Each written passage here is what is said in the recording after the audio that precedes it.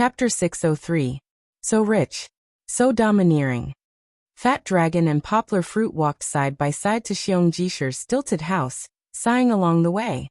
Just a moment ago, Poplar Fruit had placed a huge order of 1 million yuan with Kai Simin through Zheng Yujia.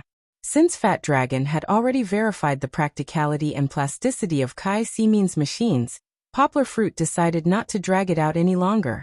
He wanted to start building the basic framework for his long-distance education as soon as possible.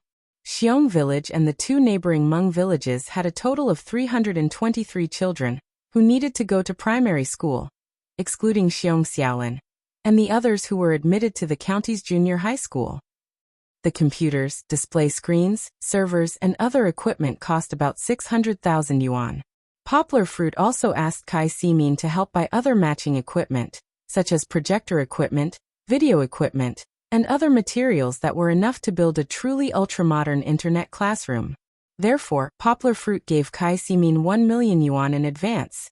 This was also based on his trust in Zheng Yujia. With the Zheng family in Beijing keeping an eye on Kai Simin, he wasn't afraid that Kai Simin would abscond with the money. Originally, Poplar Fruit wanted to buy suitable computer desks for the children. However, Xiong Kuhu didn't allow any explanation from Poplar Fruit's extravagant spending. There were so many skilled craftsmen in the village. Usually, if there was a lack of furniture, wouldn't they come up with it themselves? Why would they need to buy it? Therefore, Xiong Kuhu asked Fat Dragon to find the design of a computer desk. He found someone to design and build it. Not only that, in order to match Poplar Fruit's long-distance education plan, Xiong Kuhu also ambitiously looked for the elders and the leaders of the other two villages to discuss. They were prepared to rebuild the original school.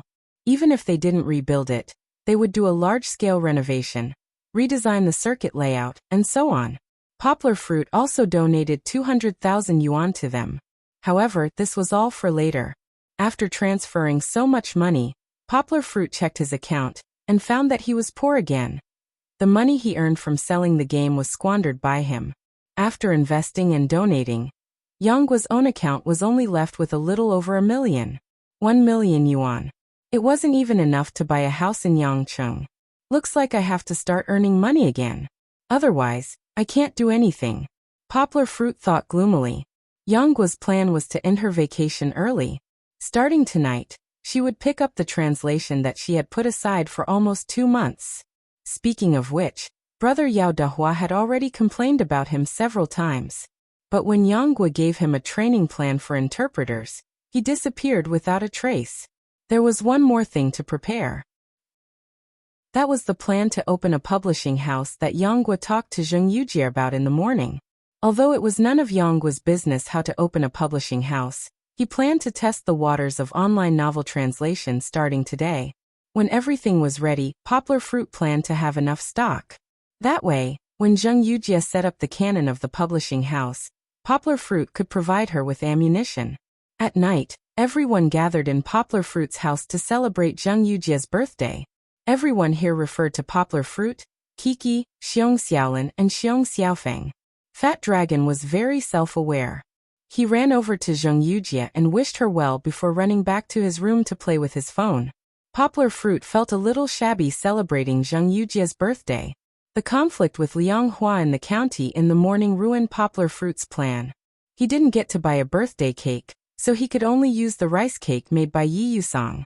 I'm a year older now, but I still want to wish Sister Yujie to continue to be young and beautiful. 18 every year. Poplar Fruit smiled and handed the wooden pig carving that he showed to Zheng Yujie before to Zheng Yujie. In exchange, she looked at him.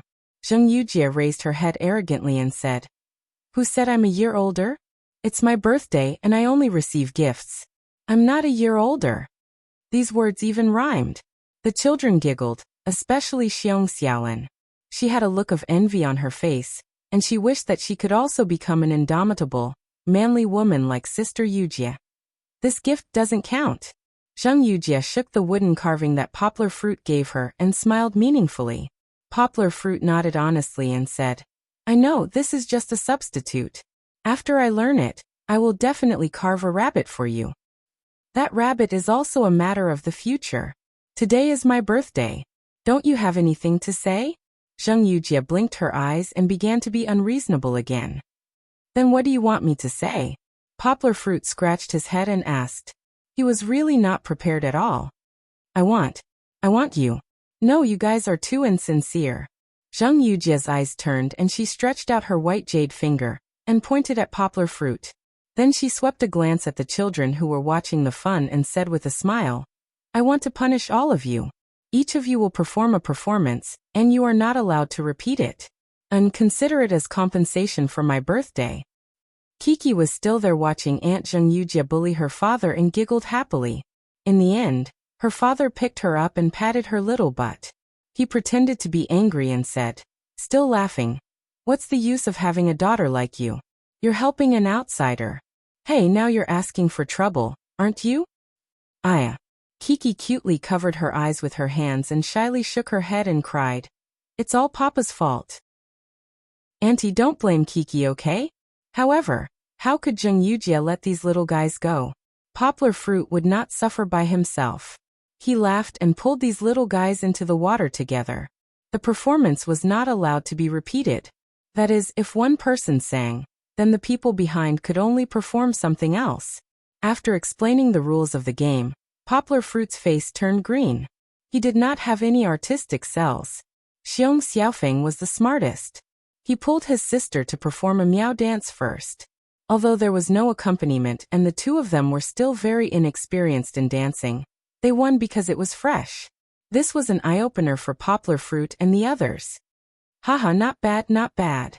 Zheng Yujie laughed and gave them a thumbs up. I'll let it go this time. The next group is not allowed to be together and perform one by one. Zheng Yujie caught Poplar Fruit and Kiki, who wanted to follow suit and get away with it. Then I'll sing a song. Poplar Fruit took the first step. In front of the game, even if Kiki was his daughter, Poplar Fruit did not have any intention of giving in. Oh, Papa is so bad, don't. Chi-Chi also wants to sing. Chi-Chi pouted her small mouth and unrelentingly patted this big bad father's chest. No. Poplar Fruit held back his laughter and said seriously, if Papa sings a song, Kiki can only perform something else.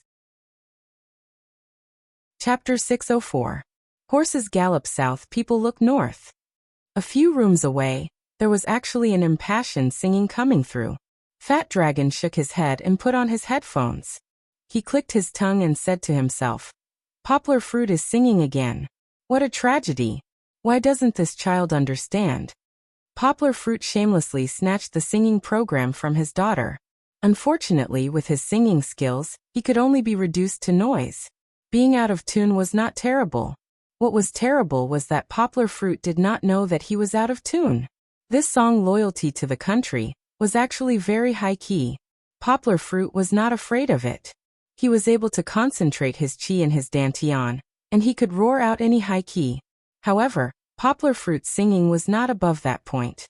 In the last 2 words, Poplar Fruit sang only 4 words. Fortunately, although Zheng Yujie was convulsing with laughter and did not care about her image, she still clapped for Poplar Fruit at the end. However, her red cheeks were obviously faking it. Poplar Fruit's face turned red. He knew his own situation. Although he could not tell, he could guess that it was easy for him to sing out of tune. Therefore, after singing, he quickly sat down. He pushed Kiki and said with a smile, Kiki, it's your turn. Kiki's pink little face was tight. She squeezed into her father's arms, played with his fingers and said, Kiki wants to sing. You can't sing. Your father has already sung. Zheng Yujie said with a smile. Kiki unhappily twisted her body and muttered, Papa, Kiki wants to sing. Poplar Fruit laughed and said, how about this, Kiki, you tell us a story. Tell us the story of the tortoise and the lion that you told me last time. A tortoise and a lion? Zheng Yujie asked curiously. Shouldn't it be a tortoise and a rabbit? She was thinking about the story of the tortoise and the rabbit. No. Poplar Fruit smiled. He nudged Kiki and looked at Kiki encouragingly. Hearing her father mention the tortoise and the lion, Kiki blinked her eyes. Her previous unhappy expression had faded. However, Kiki did not have the courage to stand up and tell a story in front of others. With her father's encouragement, Kiki finally shyly stood up from her father's arms. Once upon a time, there was a tortoise brother. Kiki said weakly. There is no past. Poplar Fruit patted Kiki's little butt and said with a smile. Did you learn Dad's mantra when telling stories? With her father's jesting, Kiki finally calmed down and began to tell her story seriously. Speaking of which, Kiki was the same as Poplar Fruit. They were both professional players. Usually, they did not show off and gave people a feeling that they were not trustworthy. However, once they started to take it seriously, their performance on the spot would be impressive. Kiki was the same. Now her voice was very clear, and there was a little excitement on her face. Brother Tortoise and Brother Lion fought. Then Brother Tortoise said, "Hey, before we fight, can you tie up your hair first?" Kiki jumped forward and pointed her finger forward. Although she was imitating the choral tone, her voice was so soft that people could not help but want to laugh. Zheng Yujie was the first to laugh out loud. Her reaction was a little faster than the Xiong siblings, and she immediately understood the burden that Chi-Chi had thrown at her. However, because Zheng Yujie was laughing so happily, Kiki was a little timid. She stopped and looked back at her father. "It's okay, continue." Poplar Fruit patted his daughter's head encouragingly. "You just told a great story. Continue. Zheng Yujie put away her smile and sat up straight as she said. Brother Lion heard it. He also said, then put down your bag first." Kiki twisted her hands on her shoulders and acted as if she was taking off her bag. After a moment of silence, Zheng Yujie finally understood the meaning of taking off her bag. She patted the bed again and laughed without caring about her image. Io, Kiki's story is so interesting, haha. Xiong Xiaofeng still didn't quite understand, but an older sister who understood went close to his ear and explained. Poplar Fruit's eyes were smiling. Seeing his daughter make Zheng Yujie laugh, he felt a sense of accomplishment. Zheng Yujie finally got tired of laughing and climbed up from the bed. She pulled Kiki into her arms and kissed Kiki's face hard. She laughed and said, "Kiki's story is so funny. This is Auntie's favorite birthday present. Thank you, Kiki." Kiki, who was praised shyly, covered her little face. She was also very happy at this time and felt that she was really awesome. Zheng Yujie's birthday did not last long. She had been busy the whole day. She ran to take a shower early and then pulled her new favorite, Kiki, to sleep. Poplar Fruit washed his clothes and came to Fat Dragon's room. This guy is really a nocturnal animal. He was tired the whole day, including not sleeping at noon, but now he was not sleepy at all. Poplar Fruit was called by him. "Fruit, something happened," Fat Dragon said mysteriously to Poplar Fruit and waved. "What happened?" Poplar Fruit frowned and came to Fat Dragon's side. He sat down and then looked at his big screen phone. "Hey, why is there a photo of me?" To be exact, it was a photo of Poplar Fruit in the mall in the morning. It was taken by the surveillance camera and his ID card. "See?" Fat Dragon pointed to the photo and said to Poplar Fruit, "Now all the toll booths at the entrance of the highway in Lidong, as well as several road intersections near us, there are policemen with your photo and information guarding." "Where did this come from?" Poplar Fruit asked in confusion. "I found it. The Lidong Public Security Bureau has all your information," Fat Dragon said. "It was released in the afternoon by the director named Lu Guoyang." "Am I wanted?" Poplar Fruit asked with a frown.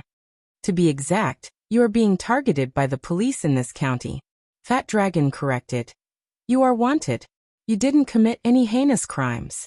Even if he is the director of the Public Security Bureau, he has no right to put you on the wanted list." Poplar Fruit shook his head and said, "What about you? Did you get into trouble because of me?" "No, they can't seem to find our information." Fat Dragon laughed and said, "They can recognize us with just a video. Do you think this is an American blockbuster? You, on the other hand, were easily found because your license plate number was recorded." "I'm fine. They can't catch me." Poplar Fruit shook his head. He didn't feel scared at all. "They can't catch you. You are hiding in the mountains. But if you go down the mountain, or if you drive your car out, you will still be caught." Fat Dragon curled his lips and said. Chapter 605. Also, I don't think it's a good idea to continue like this. Fat Dragon saw that Poplar Fruit didn't seem to be worried. Instead, he said worriedly, "If Kai Si means side is fast, He'll send the goods over in half a month at the latest. What should we do then? I think that if a foreign vehicle comes in, they'll definitely check it. Moreover, it's being sent to Xiong family village. What if it gets detained? Kai Simin actually didn't take long to prepare the goods. On one hand, he had been preparing for it after Zhang Yujia asked. On the other hand, he was in Beijing's Silicon Valley. He didn't dare to say anything else. Just these few hundred special computer parts. Kai Simin didn't even need to personally go out to buy them. He just needed to make a phone call, and they would all be delivered within half an hour. Fat Dragon's problem really needed to be solved. Poplar Fruit was still thinking that taking down a county's executive deputy county head, who was also the person with the most power, would require long-term planning. But now, it seemed that this long-term planning couldn't wait any longer. Poplar Fruit frowned and asked, "How's your evidence collection going?" At Mengping's house, Fat Dragon found a lot of evidence, but most of it was about the corrupt leaders in the Education Bureau. There wasn't any evidence that could guarantee that they would kill Liang Huaxing's father, Liang Shengtao. Finally, they got to the main topic. Fat Dragon tapped on his phone's screen and jumped to another interface. He then said, "I just checked Lu Guoyang, Liang Shengtao, and the other people in their faction's computers and phones. There is some evidence, but it's still not enough." Fat Dragon sighed, shook his head and said, "How many people put their key evidence on the internet now? Moreover, it's these 50-plus-year-old men. Using a computer to go online is more or less enough." "That won't do." Poplar Fruit frowned and said, "Without evidence, we can't take them down. Even if we can take down a few vermin, they're just small characters. They can't decide anything." However, Fat Dragon's expression wasn't very depressed. He laughed and said, "There is evidence, but you have to get it." "What do you mean?" Poplar Fruit asked in confusion. Fat Dragon showed a picture to Poplar Fruit. It was a screenshot of a mobile phone interface. He said, "This was found on Director Lu Guoyang's mobile phone. It was lying in the trash, but I still found it." What made Fat Dragon so excited? Poplar Fruit saw that it was a message that had been deleted. It had an address and an account book hidden in a certain location. Fat Dragon explained, "This should be the evidence of Liang Xingtao's crimes. He wrote the account book himself. If I'm not wrong, all the red packets and bribes he received over the years are recorded in it. It was the eternal account book of those corrupt officials. They had to remember it. Although it was a time bomb to them, they could still use it as a black account to threaten them when they needed it. Since it's Liang Xingtao's things, how did Lu Guoyang know about it?" Poplar Fruit asked in confusion. According to some of his text messages, it seems that he found a secret property of Liang Xingtao's. After he searched it himself, he found this evidence. However, he's still with Liang Shengtao, so he didn't reveal it. Fat Dragon laughed and said, "This guy was afraid that he would forget, so he used his mobile phone to send a text message to himself. He only deleted it after he went back and wrote it down. Even if they're on the same side, they have ulterior motives and are wary of each other." Poplar Fruit shook his head. He looked at Fat Dragon and said, "Are you sure this evidence can bring down Liang Shengtao?" Poplar Fruit twisted his arms and waist. Needless to say, Poplar Fruit had already made up his mind to do it himself. Fat Dragon nodded and said, "Most likely." "Give me the address," Poplar Fruit said with a serious expression. "There's no time to lose. I'll go down the mountain tonight." Fat Dragon was shocked and said, "Tonight? Isn't it too late?" "It's okay. Kiki is asleep, and Yujia is watching over her. It's even more inconvenient during the day." Poplar Fruit smiled calmly and said, "Also, it's more convenient to move at night. They won't know that I'm going out at this time." Poplar Fruit and Fat Dragon went to find Xiong Kahu to discuss this matter. Xiong Kahu was an old man. When he was young, he often ran thousands of miles in the middle of the night and killed enemy generals in their sleep.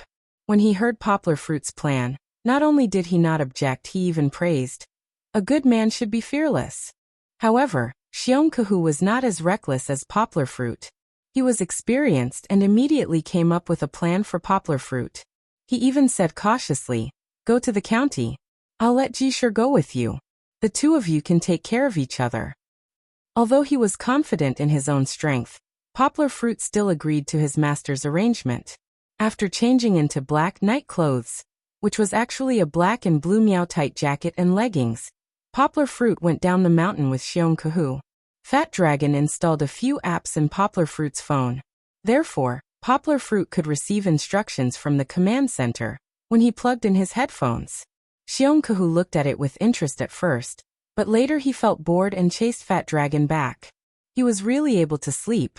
He was not worried about Poplar Fruit at all. For the old man, Poplar Fruit's trip was really nothing compared to the bullets he had experienced before. Because the forest was dark at night, although there were no large beasts nearby, the mountain roads were difficult to travel. Xiongkahu walked in front with a powerful flashlight to lead the way, but the two still spent 2 hours to get down the mountain. Brother Chow. Brother Chow. Xiongkahu knocked on the door of the small store gently. The old man inside was already asleep, but Xiongkahu was still tidying up. He heard the sound and walked out. Why are you going down the mountain in the middle of the night? Xiongkahu looked at him and Poplar Fruit behind him and asked. I'm going to the county to do something. The chief ordered me to, Xiongkahu said. Brother Chow, Brother Yang's car is being checked now. It's not convenient for him to go on the road. Let me borrow your motorcycle for a while. Xiongkahu heard that it was the chief's order, and did not ask further. He nodded, took out his keys, and pushed the motorcycle out from the backyard. The motorcycle was not a high-end road-going sports car. It was just a normal Suzuki King, the most common street car in the country. Be careful. Xiongkahu patted the back seat of the motorcycle, and handed it to Xiongkahu. It was not clear whether he was referring to the person or the car. Xiongkahu and Poplar Fruit nodded at him. Xiongkahu did not send them off and went back to sleep casually. Xiongkahu was more familiar with the roads. He sat in the front as the driver, and Poplar Fruit sat in the back. With a roar, a rainbow figure drove towards the county in the dark. Oh right, I forgot to mention last night that Kiki's story was taken from Running_Man. It's not very funny, but it's all said by a child. It's very cute, isn't it? Chapter 606. Although it was already the end of summer, the world seemed to still be immersed in the sultry heat of summer. The chirping of cicadas on both sides of the road didn't stop even though it was late at night. However, the motorcycle was shuttling through the winding road without a helmet. The whistling wind blew away the heat in their hearts, and their excited minds were surprisingly calm. How do we go forward? Poplar Fruit heard Fat Dragon's instructions from the headset and shouted loudly. 2 kilometers from here is the inspection place. We can't go there in front of the police. Even though it was the middle of the night, there was still a lot of traffic on the national highway. There were trucks with headlights on in front and behind.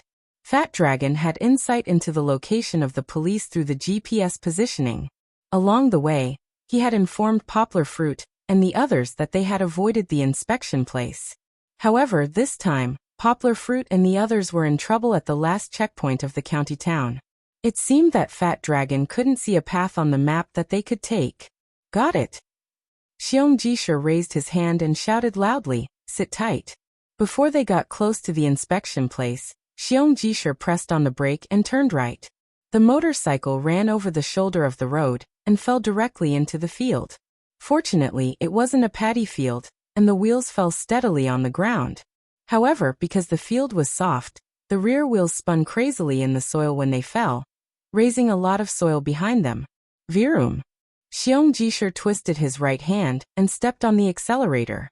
The motorcycle jumped out of the pit and drove forward. It was a little exciting, the feeling of taking an unusual road. Poplar Fruit was sitting in the back, holding the edge of the seat tightly. Although it was a little unstable, his eyes flashed with excitement. The crops hadn't been harvested yet, and there were still rice seedlings in the field. When they jumped off, the wheels accidentally knocked down 2 of them. After the motorcycle started moving, Xiong Jisher held the front of the motorcycle very firmly, and the motorcycle kept driving through the gap in the middle. After driving through 3 acres of fields, this unusual road came to an end. Xiong Jisher drove on a small road in a village. He was afraid that he would wake up the villagers, so he slowed down the speed of the motorcycle. The noise was relatively low, and only the barking of dogs came from a few houses not far away. Near the village entrance on the left seemed to be the inspection place. The shaking tricolor police lights gave people a depressing feeling. However, Poplar Fruit and the others didn't know whether it was because they were a few hundred meters or the inspection place was very lax, but it was still quiet as if nothing had happened. After driving out of the village's field, Yang Guo and the others returned to the main road. This time, there was no obstruction.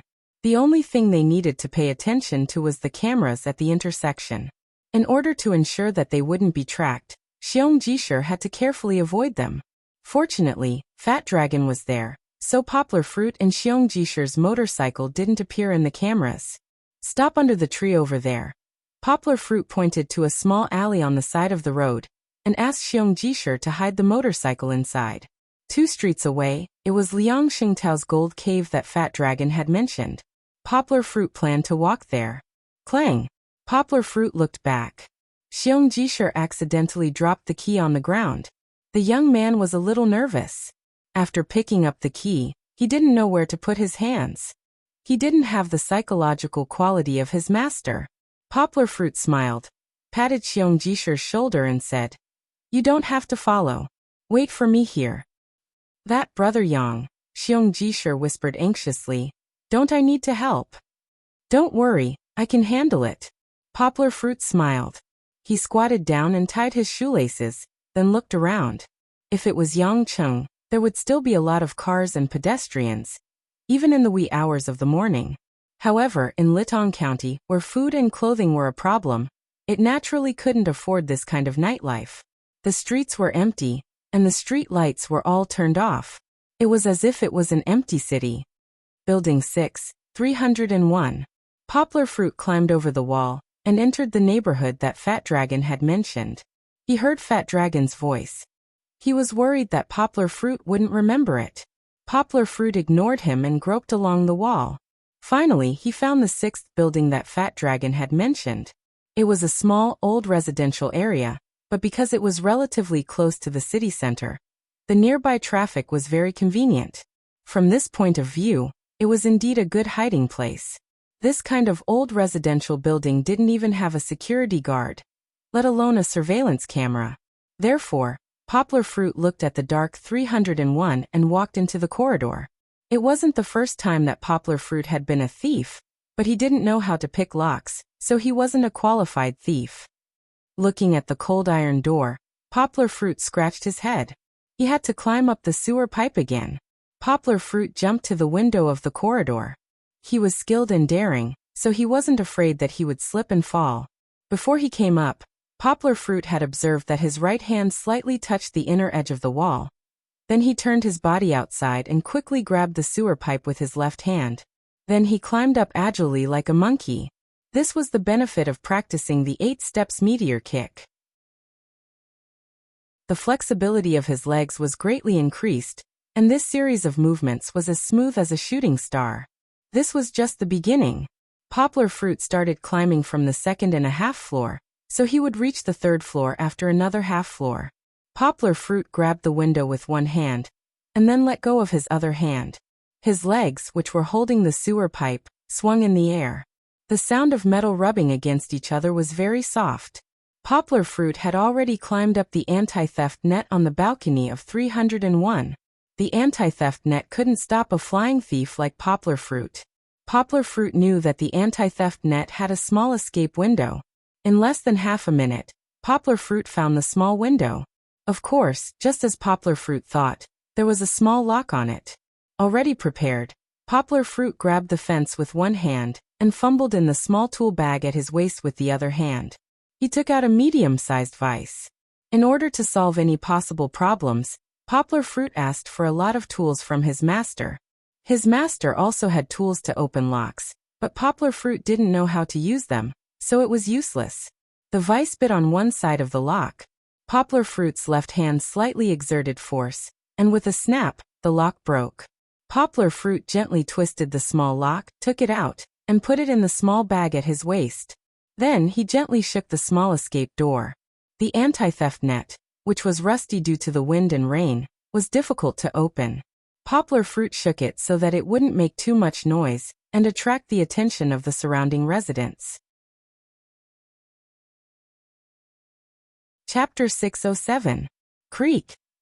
Even though he took a long time, when he opened the anti-theft net, an ear-piercing sound pierced through the sky.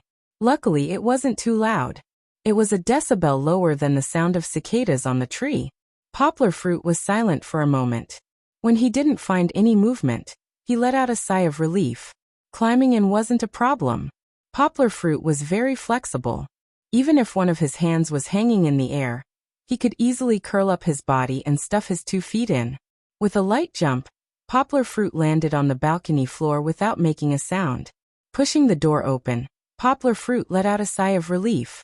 Luckily, Liang Shengtao didn't go crazy and lock the entire department. This saved Poplar fruit a lot of trouble. There was no one in the room. Poplar fruit turned on the small flashlight tied to his headgear and easily entered the room. Which room is it in? Poplar fruit knew it was in the bedroom, but there were 3 bedrooms inside. He had to search one by one. There was no need to ask Fat Dragon. Plus, he didn't know. It should be here. Poplar fruit's eyes lit up. The first time he opened the door, he saw the bedroom that looked very similar to the picture Fat Dragon showed him. What a coincidence. It was indeed a coincidence. There were 3 bedrooms. Poplar fruit didn't believe it. He opened the door one by one and found that the decoration in each room was different. In other words, the guest room that Poplar fruit first opened was the room he was looking for. The bill wasn't hidden in the master bedroom. It was hidden in the most inconspicuous guest room. Gently lifting the mattress, a black leather notebook was quietly lying inside. Poplar fruit's eyes lit up. This is it. Clang clang. Before Poplar fruit could reach out to grab it, the sound of a key knocking on the door lock suddenly came from the dead silent room. The air seemed to be cut open, and then suddenly seemed to be frozen. Damn it, someone's here? Poplar fruit's pupils shrank. He didn't have time to scold Fat Dragon for not reminding him. He quickly put down the mattress and turned off the small flashlight. Although he was very anxious, Poplar fruit still tiptoed and did not make any sound. The sound of the key was like a countdown clock, clearly telling Poplar fruit that someone was about to come in. No. Poplar fruit was just about to hide when he remembered that he had opened the doors of the 3 bedrooms. In the end, he was still inexperienced and didn't remember to close the door after opening it. As long as that person saw it, even if he was brainless, he would know that something had happened. No. Poplar fruit turned around and ran. When he ran, he tiptoed and his whole body floated between the rooms. There was an outer iron door and an inner wooden door. The lock of the outer iron door was already open, and was being pulled open. It would take at most 4 seconds to open the door. Poplar fruit quickly closed the door of the guest room. At this time, all the muscles in his body were mobilized and his mind was focused like never before. Poplar fruit pulled the door hard and slowly locked it. The switch was seamless. 1, 2. It was too fast. Poplar fruit's figure had already created a light breeze in the living room. However, even though it was fast, it was rare that he didn't make any sound during the whole process. There was still the last one. Bada! The crisp sound of the door lock was heard. The last wooden door was unlocked. Poplar fruit immediately flashed into the master bedroom. Just as his figure disappeared, the wooden door was pushed open. The last one. Fine beads of sweat appeared on Poplar fruit's forehead. He was about to suffocate. Usually when he went to exercise in the morning, he would exercise twice as much as a normal person to make Poplar fruit sweat. Poplar fruit suppressed the nervousness in his heart. He clenched his teeth and gently closed the door of the master bedroom. Then he gently closed it. Finally, he slowly let go of the door handle and let the lock be gently locked. Tap tap. The person who came in didn't take off his shoes. The sound of leather shoes on the ground was gradually approaching. Poplar fruit was stunned. The person was at the door. Poplar fruit had just let go of the door handle when he saw the door handle twist and was about to be pushed open. It was a close call. Poplar fruit didn't have time to find a place to hide. He steeled his heart, moved his feet, took a deep breath, and shrunk his body into a thin line. He was squeezed tightly behind the open door. The space behind the door was very small. In order to not let the person who opened the door feel strange, Poplar Fruit had already tried his best to breathe out the air in his body. He also raised his arms and stood like a bamboo pole. The person wasn't discovered. The footsteps of the person were very relaxed. Then he felt for the light switch. Pa! The entire master bedroom was brightly lit. Poplar Fruit was still worried. He didn't dare to relax at all. Who knew if the person who came in would suddenly have the idea to close the door from inside? Then Poplar Fruit would be exposed. Plop! The person who came in lay on the bed. Poplar Fruit's heart was slightly relieved. He only heard the person let out a comfortable sigh. It seemed that he was stretching. Listening to the voice, it should be a man, and he wasn't young either. If Poplar Fruit didn't guess wrong, he was the owner of this house, Liang Shengtao. Why did he come back? Poplar Fruit was quite helpless. He heard from Fat Dragon that Liang Shengtao had a few properties. Other than his home, the one he went to the most was the Hidden Beauty Cave, a nickname given by Fat Dragon, opposite of the Hidden Gold Cave. Poplar Fruit thought that he could steal the account book and leave without anyone knowing. He didn't expect Liang Shengtao to come back. What Poplar Fruit and Fat Dragon didn't know was that Liang Shengtao usually hid the money that people gave him at home. As long as the hidden money reached 50,000 yuan, he would transfer it here. Today, Poplar Fruit was really lucky to run into him. Poplar Fruit could only curl up and take small breaths. He couldn't use too much force, otherwise the door would be broken open by Poplar Fruit. After a while, there was a burst of laughter from the bed. Poplar Fruit was almost scared. He thought that the old man had gone crazy. Hee. You don't want me to be the county magistrate, so you have a good life? He only heard Liang Shengtao talking to himself. Lidong is my world. You foreigners can fuck it. Ha ha ha ha. Through the crack in the door, Poplar Fruit could still see his crazy and arrogant look. Poplar Fruit was speechless. He felt that his ears had been polluted. He knew that Liang Shengtao could do whatever he wanted in Lidong. He also knew that his son was a tyrant. Then he heard from Fat Dragon that Liang Huaxing wasn't like Liang Shengtao at all. Liang Shengtao was very shrewd. But now, it seemed that Liang Shengtao was indeed very shrewd. He pretended to be cautious on the outside, but secretly, he was a narcissist. Like father, like son. Liang Huaxing's personality was inherited from his father. After a while, Poplar Fruit's heart was in a mess. He frowned and wondered why the old man hadn't left yet. Even though Poplar Fruit's physical fitness was good, if he curled up like that, he wouldn't be able to take it. But the world outside the crack in the door suddenly changed. Chapter 608. Huala Huala. Separated by a wooden door, Yanghua could clearly hear the strange sound coming from the master bedroom. In the end, Poplar Fruit couldn't hold back. He grabbed the wooden door with one hand to prevent it from being pushed open. Then he stuck his head forward and peeked through the small gap in the door. The scene in front of him made him stunned. The big bed that Liang Shengtao was lying on was moved by the mechanism and slowly flipped up. After flipping open, a flat safe was revealed. Poplar Fruit thought that the bottom of the big bed was solid and couldn't hide anyone, so Poplar Fruit hid behind the door. However, he didn't expect that not only was the bottom hollow, but a part of the floor was also hollowed out. That was how the large safe that Poplar Fruit saw could be placed. As for how big the safe was, Poplar Fruit felt that if it was empty, it wouldn't be a problem to stuff two people in.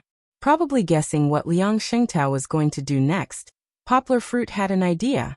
He gently pushed the door open a little, so that his left hand could be put down. He took out his phone from his trouser pocket and quickly closed the gap in the door. Liang Shengtao's attention was on the safe in front of him. He didn't pay attention to Poplar Fruit's little movements behind him. Poplar Fruit turned on the recording function of his phone. After a little adjustment, Poplar Fruit tried to take a picture through the gap in the door. However, Poplar Fruit looked at the screen and frowned. The angle wasn't very good. Liang Shengtao's body was somewhat blocking the safe. After thinking about it, Poplar Fruit raised the phone. Poplar Fruit was very tall. When he raised his hand, it was much higher than the upper edge of the door. So if Liang Shengtao looked back, he would definitely see a hand inexplicably reaching out from the top of the door. It was holding a phone. The phone was silently taking pictures. Poplar Fruit was also quietly peeking through the gap in the door. It was past 3 o'clock at night. It was Poplar Fruit's bedtime, but Poplar Fruit wasn't sleepy at all. His eyes were wide open and full of excitement. Liang Shengtao's body was somewhat blocked. Poplar Fruit only saw him enter some password and open the safe. This time, Poplar Fruit saw that the large safe was actually stuffed with a lot of things. The most important thing was money, a lot of money. Liang Shengtao wasn't in a hurry to put the money in. Instead, he took out a small black bag from inside. It was a bit like the protective bag Poplar Fruit used to store his MP3 player in high school. However, it seemed that the texture of this small bag was better. He was breathing heavily as he opened the small bag and poured out a lot of shiny things, which covered Liang Shengtao's palm. 1, 2, 3. Liang Shengtao counted carefully. His eyes were a little blurry. He was very close, and his nose was almost touching. 14, 15. 15. Are they diamonds? Poplar Fruit's eyes were wide open. Not only that, after Liang Shengtao put it away, he took out a small blue bag and continued to pour out a few more diamonds. This one was obviously bigger than the previous ones. Hearing Liang Shengtao count, he counted to 9. After counting, Liang Shengtao put it away with satisfaction. He took a deep breath, as if the sour feeling had seeped into his bones. Then he took out 5 stacks of banknotes from the bag beside him and prepared to put them in. However, Liang Shengtao wasn't in a hurry at all. He actually sat down and grabbed a stack of banknotes to count. Listening to the sound of his counting, it was quite similar to the rhythm of chanting scriptures in front of Buddha. However, it couldn't be compared to chanting scriptures, as that would be an insult to Buddhism. Poplar Fruit took pictures for a while, then put away his phone. He suppressed the urge to replay it, and was ready to continue hiding. However, he suddenly felt a little uneasy, as if he had an ominous premonition. No. I can't stay here any longer. Poplar Fruit believed in his premonition. This premonition allowed him to escape a disaster in America. After taking a deep breath, Poplar Fruit mustered up his courage and gently pushed the door open. Liang Shengtao's back appeared in front of Poplar Fruit. However, as Liang Shengtao was busy counting the money, he didn't expect someone to come out from behind him. Poplar Fruit tiptoed out from behind the door, then gently closed the door. The steps he took were the 8 meteor steps kick. He used his body to propel his feet forward. Of course, he didn't really jump. It was just that walking like this made his body light and graceful. When he lifted his feet and landed on the ground, there was no sound.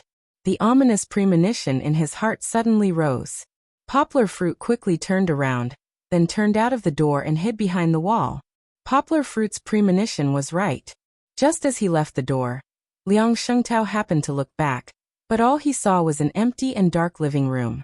Many people had a sixth sense, especially when Poplar Fruit was staring at Liang Shengtao and taking pictures with his phone. Liang Shengtao had always felt that something was wrong, but his sixth sense was much worse than Poplar Fruit's, so it didn't raise his guard. When he was counting the money, he felt a chill on his back, as if someone was watching him. However, when he was counting most of the money in his hand, he didn't want to be distracted and turn around, which gave Poplar Fruit a chance to escape. When he turned around to look, Poplar Fruit had already hidden. Poplar Fruit didn't hide far, and just happened to hide in the door of the guest room next door. At this moment, he was extremely focused, and all of a sudden he triggered his mysterious sense. Although they weren't in the same line of sight, Poplar Fruit could see Liang Shengtao turn around and glance back. At this moment, a pool of sweat appeared on Poplar Fruit's back. Damn, that was too close. Poplar Fruit couldn't believe that he had dodged so coincidentally. Liang Shengtao looked at the empty room, shook his head, and said self-deprecatingly, "Sigh, I'm getting old. I'm still so paranoid in the middle of the night." After that, he stood up, closed the guest room door, and then sat down to continue counting the money. Luckily, he didn't continue to hide behind the door. Poplar Fruit patted his thumping heart in relief. If he was still hiding inside, Liang Shengtao would definitely discover him as soon as he closed the door. However, this special ability that sometimes didn't work made Poplar Fruit very worried. It seemed that it hadn't appeared for a few months, right? Poplar Fruit just now didn't think that if he had this ability, Would Poplar Fruit still need to use his phone to take pictures? Wouldn't it be fine if he just used his sense to see Liang Shengtao's password? It couldn't be helped. Now that he relaxed a little, it couldn't sense him again. Poplar Fruit looked around and felt that it wasn't safe to hide in the door, so he tiptoed through the living room and hid behind the sofa. It was against the wall, and there was a gap where he could hide. Although it was a little dusty and dirty, Liang Shengtao wouldn't have thought that he could hide here.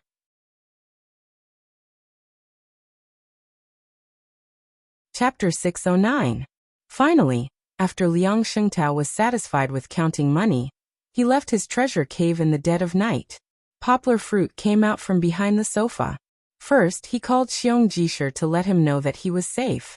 The young man was a little anxious, and Poplar Fruit was worried that he would think that something had happened to him. Then he called Fatty Dragon and woke him up from his dreams. Fatty Dragon had fallen asleep in the middle of the task.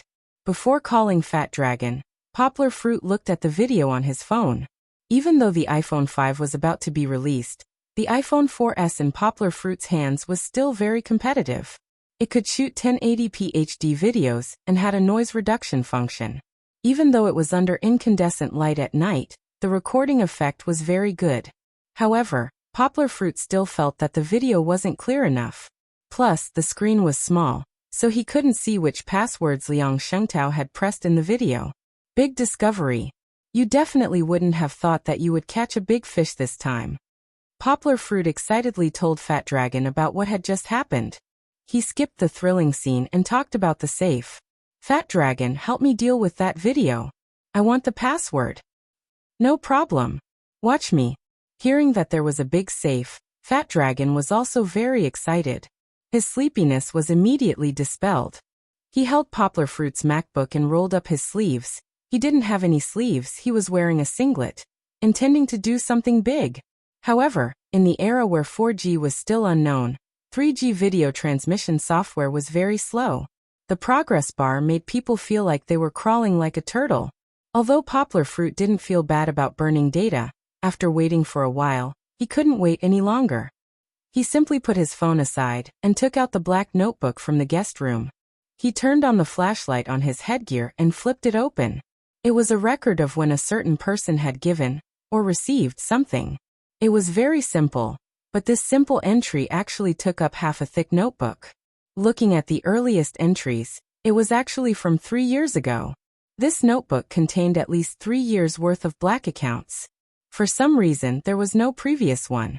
Perhaps Liang Shengtao did not record it before, or perhaps he hid it somewhere else. But this was not important. With this book, it was enough to cause a magnitude 8 earthquake in Lidong's officialdom. Poplar Fruit found many familiar names on it. Why was it familiar? In the past 2 days, if it wasn't from Meng Ping, it was from Fat Dragon. Most of them were leaders in Lidong County. Some were station chiefs, and some were county magistrates. There were also many names that he had never heard of before. Poplar Fruit guessed that they were probably some of the city's leaders. They were the handles that Fat Dragon had mentioned before. He hid the black leather notebook in his backpack. This time, he came here to get the evidence. He did not even plan to leave any leeway for the other party. Since Liang Shengtao had just been here, Poplar Fruit felt that Liang Shengtao would not come again in the near future. So he simply took the evidence and cut off his escape route. Fat Dragon had finished transferring the data, but he still needed to use the software on Poplar Fruit's computer to process the video file. Otherwise, it would still not be clear. Poplar Fruit took this opportunity to return to the master bedroom. Hee, as the saying goes, a cunning rabbit has 3 burrows. This Liang Shengtao is still lacking. Poplar Fruit muttered as he shook his head. Liang Shengtao had hidden all the important things in this place. Although the safe and the account book were hidden separately, it still gave the other party a chance to catch them all in one fell swoop. Yongguo didn't see how Liang Shengtao activated the mechanism to raise the bed, but from the hollow echo, anyone who had read detective novels or manga would know that the bed was hollow. Yongguo didn't see how Liang Shengtao activated the mechanism to raise the bed, but from the hollow echo, anyone who had read detective novels or manga would know that the bed was hollow. But why was there no movement? Where did he hide it? Wait a minute. Why is there something wrong with the bedside lamp? Poplar Fruit realized that the English style of the bedside lamp was somewhat out of place with the other decorations in the room. His eyes lit up, and he slowly leaned over. His hands touched the bedside lamp. It's loose.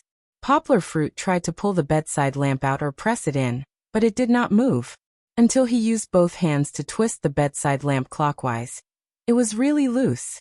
When he twisted it to 180 degrees, he heard a soft click sound. The bedside lamp stopped. And then the clatter of the mechanism sounded again. This is it. Poplar Fruit quickly moved the quilt and pillow that were about to slip on the bed to the side. The bed was turned over, revealing the huge safe. Is it done? Poplar Fruit was a little anxious. He had been in the room for more than an hour, and the sky was about to turn bright. Okay.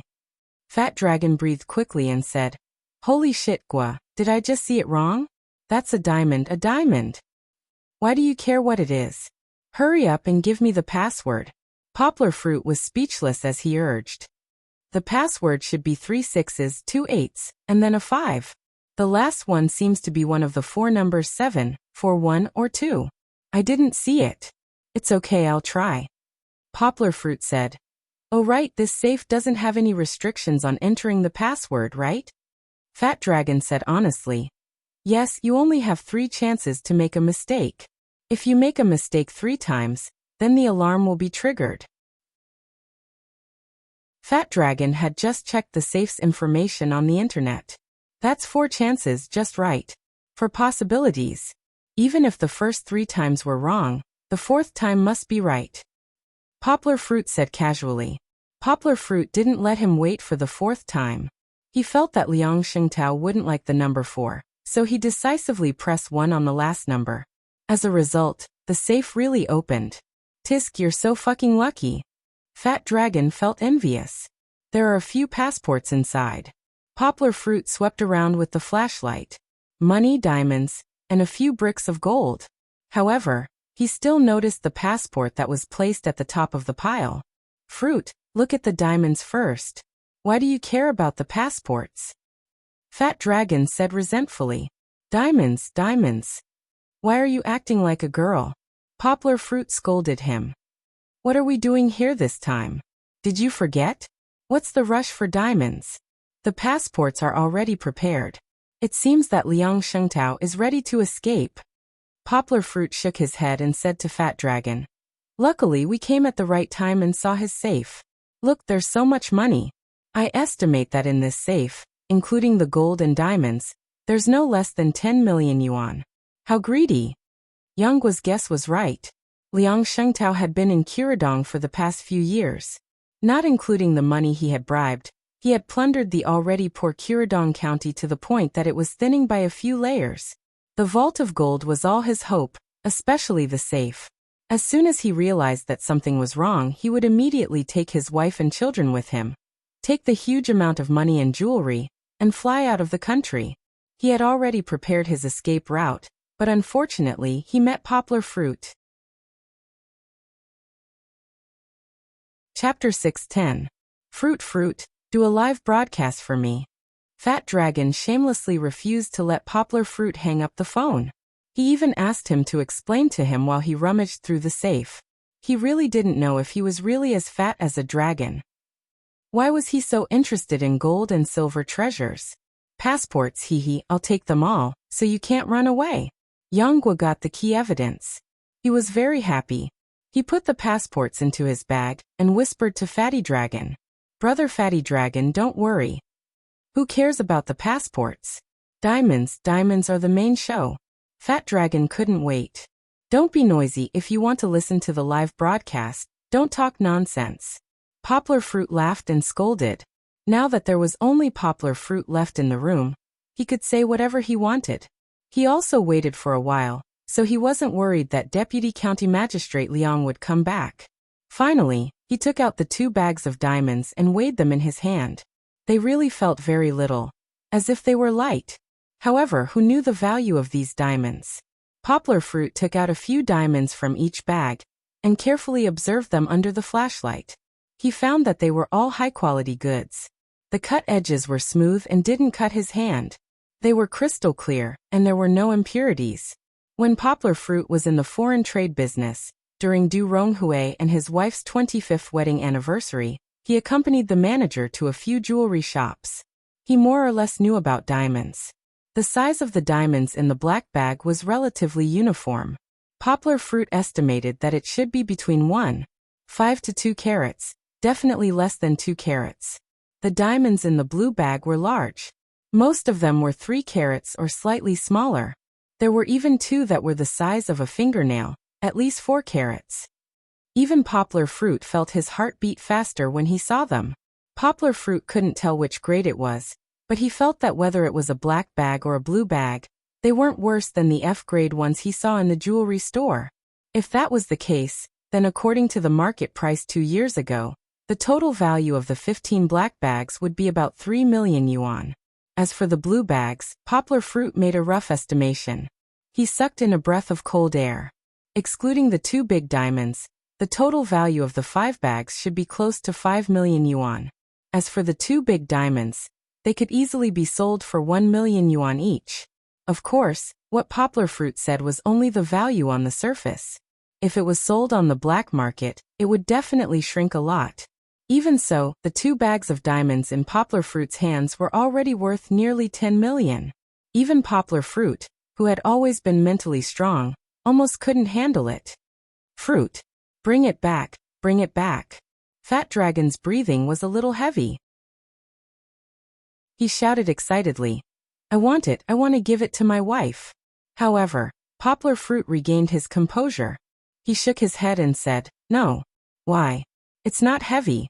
It's our spoils of war. Fat Dragon looked at his phone like he was looking at a fool. He was very puzzled by Poplar Fruit's reaction. Don't tell me you sympathize with this corrupt official? Poplar Fruit laughed and said, Sympathize with your sister. I just feel that it's not right to do this and I feel guilty. Fruit, when did you become so vulgar? Fat Dragon said anxiously. You left it there, but it was squandered by Liang Shengtao. If we take it back, we can do something good. I won't take it for free. With a 70% discount, I can use the money to do something good for the stockade, right? It's not the same. Poplar Fruit shook his head stubbornly and said, We came out to search for evidence to bring down this corrupt official, not to steal the money. That way we won't be chivalrous thieves but real thieves, do you understand? I don't think you're a greedy person. If you wanted to make some money before, with your ability, you could get a lot of dirty money in minutes. But I've never seen you do this. Isn't it because you don't want to go against your conscience to make money? Poplar Fruit persuaded. If you need money, I can lend it to you. Even if you want to give the diamond to your wife, I can buy one for you in the future, and I'll buy it in France. Fat Dragon understood the truth of Poplar Fruit's words, but he was still a little unwilling.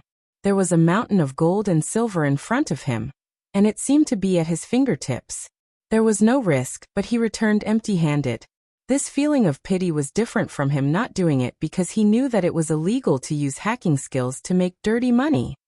But what I mean is, if you have so much money to waste, you might as well take it back and spend it on the children in the mountains. With tens of millions, you can build a lot of schools, and even buy authentic computers to realize your idea of remote education. Fat Dragon said unwillingly. To be honest, when Fat Dragon mentioned the children, Poplar Fruit's eyes flickered. After all, he was also a hot-blooded young man, and such a chivalrous thing like robbing the rich to help the poor made him waver a little. However, Poplar Fruit's eyes regained their clarity. He shook his head, lowered his voice, and said into the headset's microphone, No, Poplar Fruit, although I don't have much money, I can still let the children go to school. I can't let this dirty money taint education. Besides, this money must have been taken by Liang Shengtao from the people in Lidong County. It has its own place to go. There was another reason he didn't say, and that was that he had to let Liang Shengtao get the punishment he deserved. I can't stand you. You're so rigid. Fat Dragon rolled his eyes. In fact, he wasn't that conflicted, but he still wanted to say something to Poplar Fruit. Then you can leave them there. If Liang Shengtao gets wind of it and runs away with the diamonds and money, you'll regret it. Poplar Fruit wouldn't let himself regret it. He had already thought about what to do next. He wouldn't take the diamonds away, but he wouldn't leave them there for Liang Shengtao to take away. First, Poplar Fruit found a waterproof plastic bag, put the 2 small bags of diamonds together, tied a knot, and threw them into the water tank of the toilet. Because it wasn't big, Poplar Fruit believed that Liang Shengtao wouldn't have thought that he would hide it there. Next, Poplar Fruit hid the dozens of heavy gold bricks on the top of the wardrobe in the second bedroom. He didn't hide it, but as the saying goes, darkness is darkness under the light. Poplar Fruit didn't believe that Liang Shengtao would be able to find it. There were about hundreds of thousands of yuan and tens of thousands of dollars in the safe, and a few Citibank cards. It looked strange. It seemed that this was where all of Liang Shengtao's stolen money was. Poplar Fruit also hid the few bank cards in the cracks of the gold bricks. As for the rest of the money, Poplar Fruit thought about it and took it out. He put it in a few plastic bags and found a suitable place to hide it. Although it was still hidden in the vault of gold, Poplar Fruit didn't want to leave any hope for Liang Shengtao to make a comeback. In the past, he was cruel to the people. Today, he would make him pay for it one by one. Chapter 6:11. After cleaning up his fingerprints, Poplar Fruit walked out of the balcony. It was already 4:15 in the morning. The sky seemed to have been mixed with a mass of green dispersal, indicating that the day was coming. Youngwa didn't dare to dilly-dally anymore. When the people who woke up early to do business came out and woke up this quiet little town, Youngwa's appearance would reveal that she was hiding 300 taels of silver. Poplar Fruit quickly climbed out of the anti-theft net and put back the lock he cut. Even if it couldn't fool anyone, it could delay the time for the other party to find out. Following the original path, Poplar Fruit climbed from the anti-theft net back to the sewer pipe. He went down to the second floor, looked at the flat cement floor below, and then jumped down. With his skill, he naturally wouldn't be injured from this height. Although it was a jog, Poplar Fruit's steps were very fast, and his landing was very strange.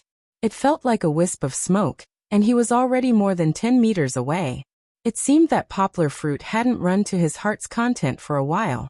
He suddenly became excited and started to use the 8 steps meteor kick. His front and back legs chased each other like crazy wheels, and he couldn't even see their shadows. In front of the wall, Poplar Fruit didn't slow down at all. He jumped up, raised his legs high, and made a curled-up posture in the air. His arms gently patted the wall, and his whole body flew over like a paper airplane. He then landed on the ground and continued to run. His movements were smooth, without a trace of sluggishness. Poplar Fruit ran along the wall, and even used the green belt to hide his body. So when he ran to Xiong Jisher's side, the young man who was anxiously looking at the road didn't notice him. "Let's go." Poplar Fruit patted Xiong Jisher's shoulder, which scared him and made him jump half a meter high on the ground. Fortunately, he didn't cry out. When he saw Poplar Fruit, he shyly breathed a sigh of relief. "How is it? Are you tired? If you're tired, I can lead the way back."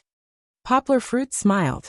Xiong Jisher raised his head, patted his chest and said, "It's okay, big brother Yang, I'm not sleepy at all." The trip back was even smoother than when they came. At this time, even the policemen had gone back to sleep, leaving only the half-drooping gates blocking the traffic.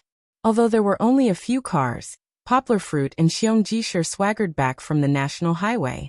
They didn't need to hide or even drive back from the fields. Therefore, Poplar Fruit let Fat Dragon, who had been busy for a day and a night, go to sleep first. There was no need for him to keep an eye on them. Fat Dragon was not as young as he was when he participated in the hacker war with Clay Country. After getting married, his work and rest were at least a little regular, and staying up late began to be unbearable. When they returned to the mountain, it was almost 7 o'clock. As soon as Poplar Fruit walked into his room, he heard Kiki, who had just woken up, sitting on the bed in a daze and asking for her father. "Boo-hoo, I don't want Auntie, I want Papa." "Papa doesn't want Kiki anymore?" "Boo-hoo." Kiki sobbed in a daze. She was no longer as inseparable from Poplar Fruit as she was when she was less than 1 year old. Especially after she went to the mountain. She didn't need her father's company when she walked around with her friends. However, Kiki, who had just woken up, hadn't fully recovered. The first and only person she thought of in her heart was her most solid and trustworthy support, her father. In addition, the little girl had a bad temper when she woke up. If she didn't get what she wanted, she would be very sad and cry. This was also the reason why Poplar Fruit would finish his morning exercise on time and return to his daughter's side in the morning. Today, Poplar Fruit was delayed in Liang Shengtao's gold cave, so he came back later than originally planned. As a result, Kiki made a fuss. Zheng Yujie hadn't slept enough. Although she sat up, her hair was scattered, and one of her eyes was open and the other was closed. Her confused look was very cute, but it was somewhat different from her usual swift and decisive appearance. Zheng Yujie coaxed Kiki. If it weren't for Kiki's lingering crying, she would probably go back to sleep. Kiki, look who's back. Yanghua hurriedly went back to the other room and took off the dirty short meow clothes that she was wearing. She changed into clean clothes and ran to hug her daughter and coaxed her. Poplar Fruit. Zheng Yujie squinted for a long time before she found that it was Poplar Fruit. The neckline of her pajamas was a little low, revealing the white undulations of her chest, which made Poplar Fruit feel a little hot in the morning. You sleep for a while, I'll coax her. Poplar Fruit smiled and put the quilt on Zheng Yujie. She also fell down and continued to sleep. It seemed that her biological clock was still not adjusted well. Papa, don't leave Kiki. The little girl was not fully awake. She grabbed the clothes on her father's chest, buried her head in it, and acted coquettishly with her father in a soft voice. Daddy, aren't you always here? Poplar Fruit knew that it would be fine when she woke up. He smiled and carried Kiki downstairs, wet a towel with cold well water for her to wash her face, and then made her a bottle of breakfast milk.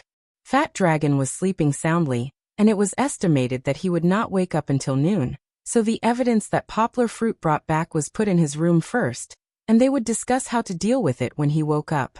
Poplar Fruit was also a little tired. After all, he was still a human and not a god, and he was still a little tired after not sleeping for a whole day. However, Poplar Fruit was not in a hurry to go to sleep. He first went to tell his master that he was safe.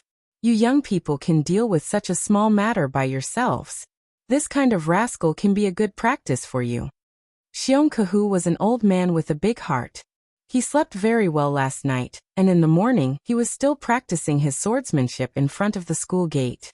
Poplar Fruit ran to report to his master, but in the end he just casually left such a sentence, not worried about his two disciples at all. However, the more Poplar Fruit thought about it, the more he felt that something was wrong. What did he mean by practice? Poplar Fruit heard his master talk about the things that happened when he was young. Not only during the war, but when his master had just walked out of the underworld, he was also a person who was willing to take revenge. He risked the danger of being wanted by the police and ran to kill several enemies with his own hands. Later, he was forced to hide in the army. According to Xiong Kahu's way of doing things, the only way he could deal with these people who brought him trouble was to kill them. Killing people was just a matter of nodding his head to the ground.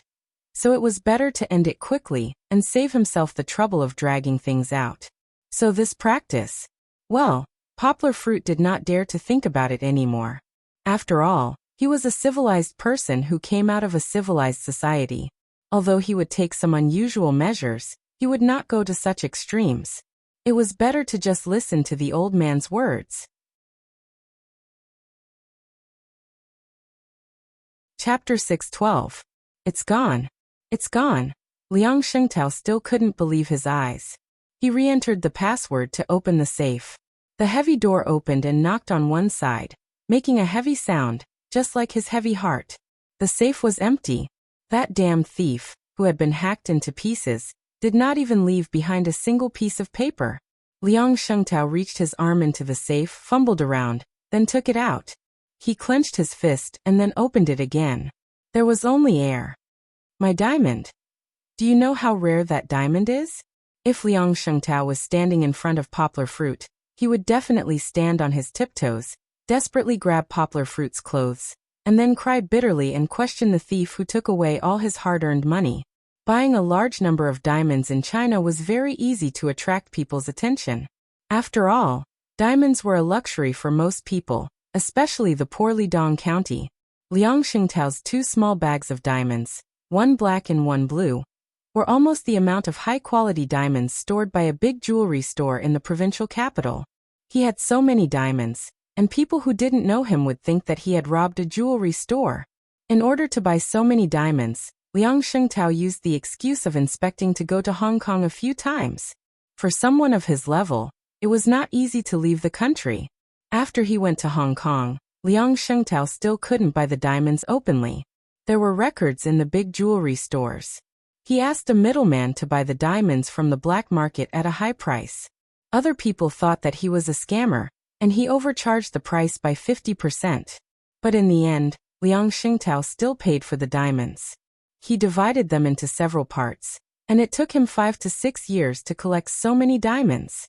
For Liang Shengtao, these diamonds that he had bought with so much effort were his treasures to escape. It was not convenient to carry banknotes and gold with him.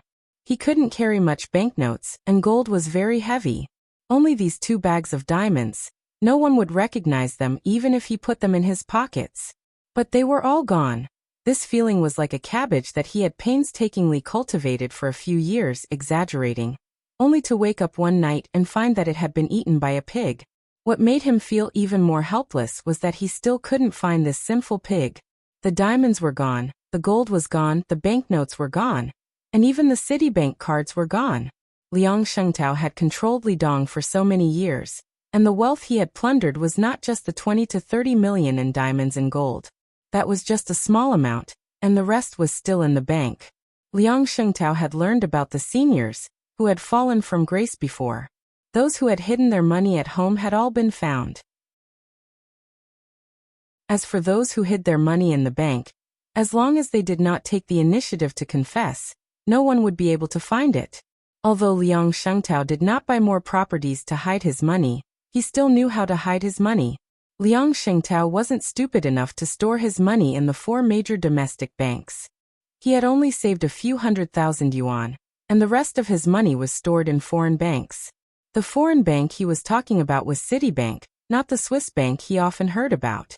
Liang Shengtao's ignorance was highlighted here. He always felt that Swiss banks were too high-end. Not to mention Lidong, there weren't many in the provincial capital. What if he wanted to withdraw money abroad and couldn't find it? On the other hand, Citibank was more friendly. It was opened in America, and there was a branch in the city. He had checked on the internet, and Citibank could be said to be open all over the world. It was in every country and city that he had heard of. So Liang Shengtao opened 5 accounts, and each account had 8 to 10 million yuan in it. The money in these 5 accounts was the key to whether Liang Shengtao could live a carefree life in the future. However, these cards were also gone. Liang Shengtao sat on the edge of the bed, feeling weak all over. The empty safe was left there, and Liang Shengtao didn't even look at it. The air in the room wasn't very good, and in this hot summer, it was stuffy and suffocating. Liang Shengtao didn't have the mood to open a window. This bad mood was mainly caused by the theft of the diamonds and gold. After all, almost half of the money that he had painstakingly plundered was given to someone else. No one would be willing to accept it. But what was the use of being unwilling? After all, Liang Shengtao was a person in a high position. After sitting in a daze for a while, he woke up from this heavy blow. There were no more cards, but Liang Shengtao still had the card numbers. The information of these accounts was recorded in a small book at home, and the password was stored in Liang Shengtao's brain. He didn't believe that someone could steal the password from his brain. As long as he could find Citibank, Liang Shengtao could reapply for the cards. Even if he didn't reapply, he could withdraw money using the account numbers. The 50 million yuan would still be his. The most important thing now was to get his wife and children, take the small book, and escape from Lidong or even abroad. As long as he wasn't caught by the Commission for Discipline Inspection, there was still hope. Liang Shengtao's fingernails dug deep into his palms. He finally began to suppress his vexed thoughts and stood up. He couldn't delay any longer. According to the news from the meeting, this incident was very big. He didn't know when the Commission for Discipline Inspection would see the news on the internet. What Liang Shengtao didn't expect was that the day before Poplar Fruit asked Fat Dragon to spread the news, they had already put all the evidence on the desktop of the Municipal Commission for Discipline Inspection and the Provincial Commission for Discipline Inspection. One day, no matter how short it was enough for them to react. Before leaving, Liang Shengtao went to the toilet to solve the major life event that he had been holding in for the whole morning. He zipped up his pants and pressed the flush button on the toilet. Liang Shengtao didn't even look as he walked out of the toilet. Liang Shengtao would never have thought that the 2 bags of diamonds that he had been dreaming of were hidden in the water tank that was just inches away from him. Liang Shengtao went down the stairs with a gloomy face. His footsteps were very heavy, just like his age. Walking out of the corridor, Liang Shengtao pressed his car key, and his car made a soft sound. However, before he could open the car door, a few men in black, who had been lying in ambush, suddenly rushed out and pressed him to the ground. "What are you doing?" "I am Liang Shengtao, the county magistrate of Lidong County. Do you want to die?" Liang Shengtao's face was pressed to the ground. When he opened his mouth, grass and sand mixed with air flowed into his mouth. One of the men in black took out his ID and waved it in front of Liang Shengtao. He said coldly, "Deputy County Magistrate Liang, we are from the Guishan Provincial Commission for Discipline Inspection. You are suspected of corruption and bribery. Come with us." Liang Shengtao suddenly stopped moving. His eyes were wide open, and he looked like a dead pig. "I'm so dead." Chapter 6:13. The drastic change in the county did not affect the people in the mountains. If there was any change, it would be Fat Dragon and Poplar Fruit, who smiled knowingly after putting down the phone. Xiong Kahu was much more impatient than Poplar Fruit. He had called 2 elders from the nearby Hmong villages over the previous day, and had a meeting that lasted less than half an hour before they reached a consensus. The other 2 Hmong villages had no reason to object to Xiong Kahu's suggestion of providing manpower to rebuild the school. It had nothing to do with Xiong Kahu's reputation. On one hand, it was because the Xiong village was the location for the school. It was the closest to the other Hmong villages and had the most people. On the other hand, Poplar Fruit, who was a foreign Han, had paid for all the expenses. He had spent so much effort to make sure that his child could attend school. All he did was contribute some manpower. It would be unreasonable for him to be calculative. Hence, he saw the bustling scene in the Xiong village that day. Although the 3 Hmong villages were rather remote, they had to earn their own living most of the time. Hence, there were many capable people. The school's redesign was done by an elder from another Hmong village called Tung Chi. Tung Chi was a surname of the Miao people. Their own Han surname was He. This master, he looked like a farmer. His skin was dark, and he was wearing a straw hat. But in fact, he had a great background. Back when Xiong Kahu joined the army, he responded to the call and followed him. However, he was not as skilled in martial arts as Xiong Kahu was. He was just a mountain man with slightly better stamina. Hence, the army that master he joined was a basic one. The class he was in was called the Civil Engineering class, which was commonly known as the engineers. Since they were engineers, they did not charge into enemy lines. They moved with the army and were responsible for burying mines, clearing mines, and building houses. They built simple and hidden command posts. It was at that time that master he learned some civil engineering skills. After retiring from the army, master he did not live in seclusion like Xiong Kahu. He stayed in the big cities to make a living. He set up a construction team and built houses in several big cities in Guishan province. It was said that his greatest achievement was building the tallest 18-story building in Lupan at that time. Most of the blueprints were drawn by himself.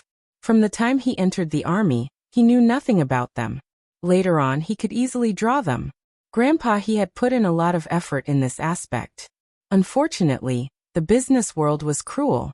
Master he was cheated by his partner, who took away all the money from the construction team. In the end, master he sold his house to pay the workers and returned to the Hmong village disheartened. He never thought of leaving the mountain again. Although he didn't go out of the mountain again, Grandpa he was still a big authority in the area of building houses. After he returned, he pondered over the design concept of tall buildings. Later on, when he designed houses for a few people in the stronghold, the tall buildings incorporated a modern architectural style and were quite popular with the villagers. The original school was designed by Grandpa he. Now, after listening to Poplar Fruit's request, he redrew the design and finally came up with a modified plan. The original school didn't need to be rebuilt. They only needed to tear down a few non-load-bearing walls and replace them with new ones. This greatly reduced the amount of work needed to rebuild the school and saved a lot of money. Cement and bricks had to be bought from the city and were given to Xiongjijiu at the foot of the mountain. As for the other wood, it was simple. They lived in the forest and could get everything locally. The bustle in the stronghold these 2 days was the noise of the 3 Miao men going deep into the mountains to cut down trees and bamboo, and then bringing them back. Poplar Fruit was naturally involved. Although he was now a scholar, he used to be a village boy. It wasn't like he had never done dirty work. Seeing that everyone was working in full swing, Poplar Fruit rolled up his sleeves and rushed forward, ignoring Zheng Yujia's objection. Poplar Fruit wasn't very good at cutting down trees, but he helped carry them back. Poplar Fruit's strength came in handy. Generally speaking, a tree trunk with branches cut off, although it was only as thick as a calf, could only be moved by 3 people at the front, middle, and back. They also had to rest a few times along the way. On the other hand, Yanghua carried the trunk and walked forward alone. He didn't do it in a relaxed manner, but he wasn't tired to the point where he was out of breath. He carried the trunk back to the stronghold, and on the way, he still had the energy to greet his daughter. "Kiki, look at Daddy, isn't Daddy awesome?" Poplar Fruit said with a smile. Kiki stood in the circle of friends. It wasn't easy for her to see through the cover of a few leaves that the tall man who was holding a tree, and whose clothes were cut in several places, was her dearest father. She cried out in surprise and ran to her father's side with small steps. "Papa is awesome."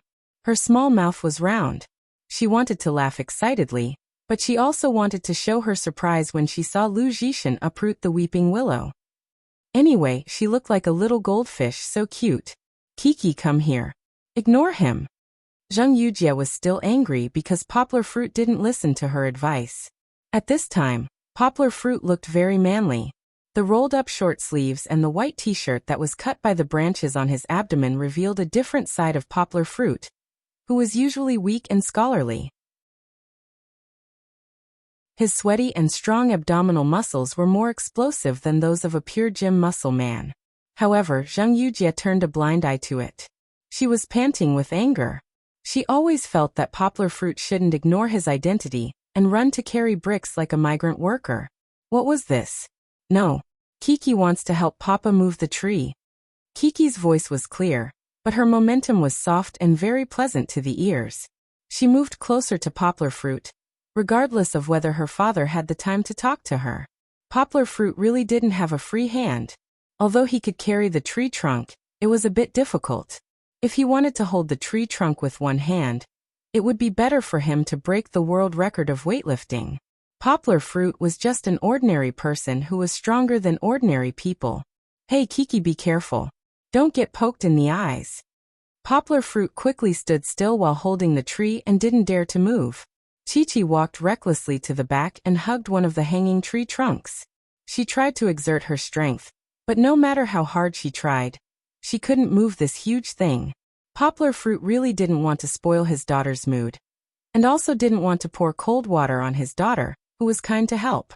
He could only half squat and strictly control the strength of his hand, giving Kiki the feeling that she was also using all her strength.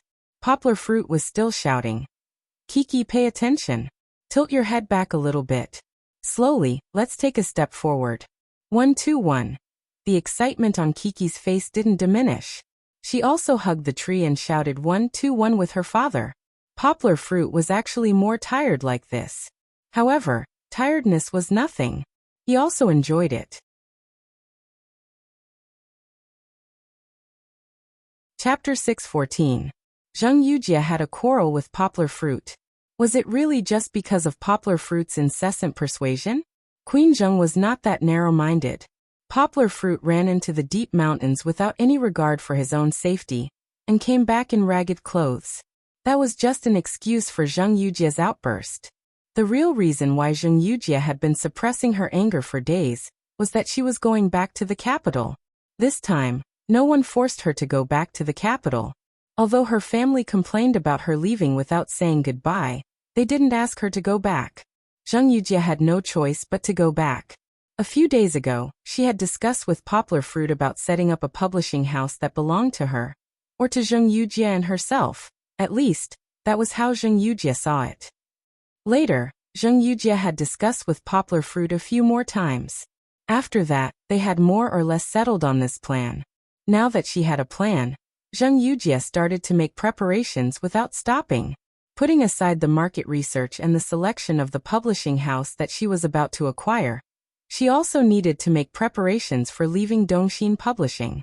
She had nothing to miss about Dongxin Publishing.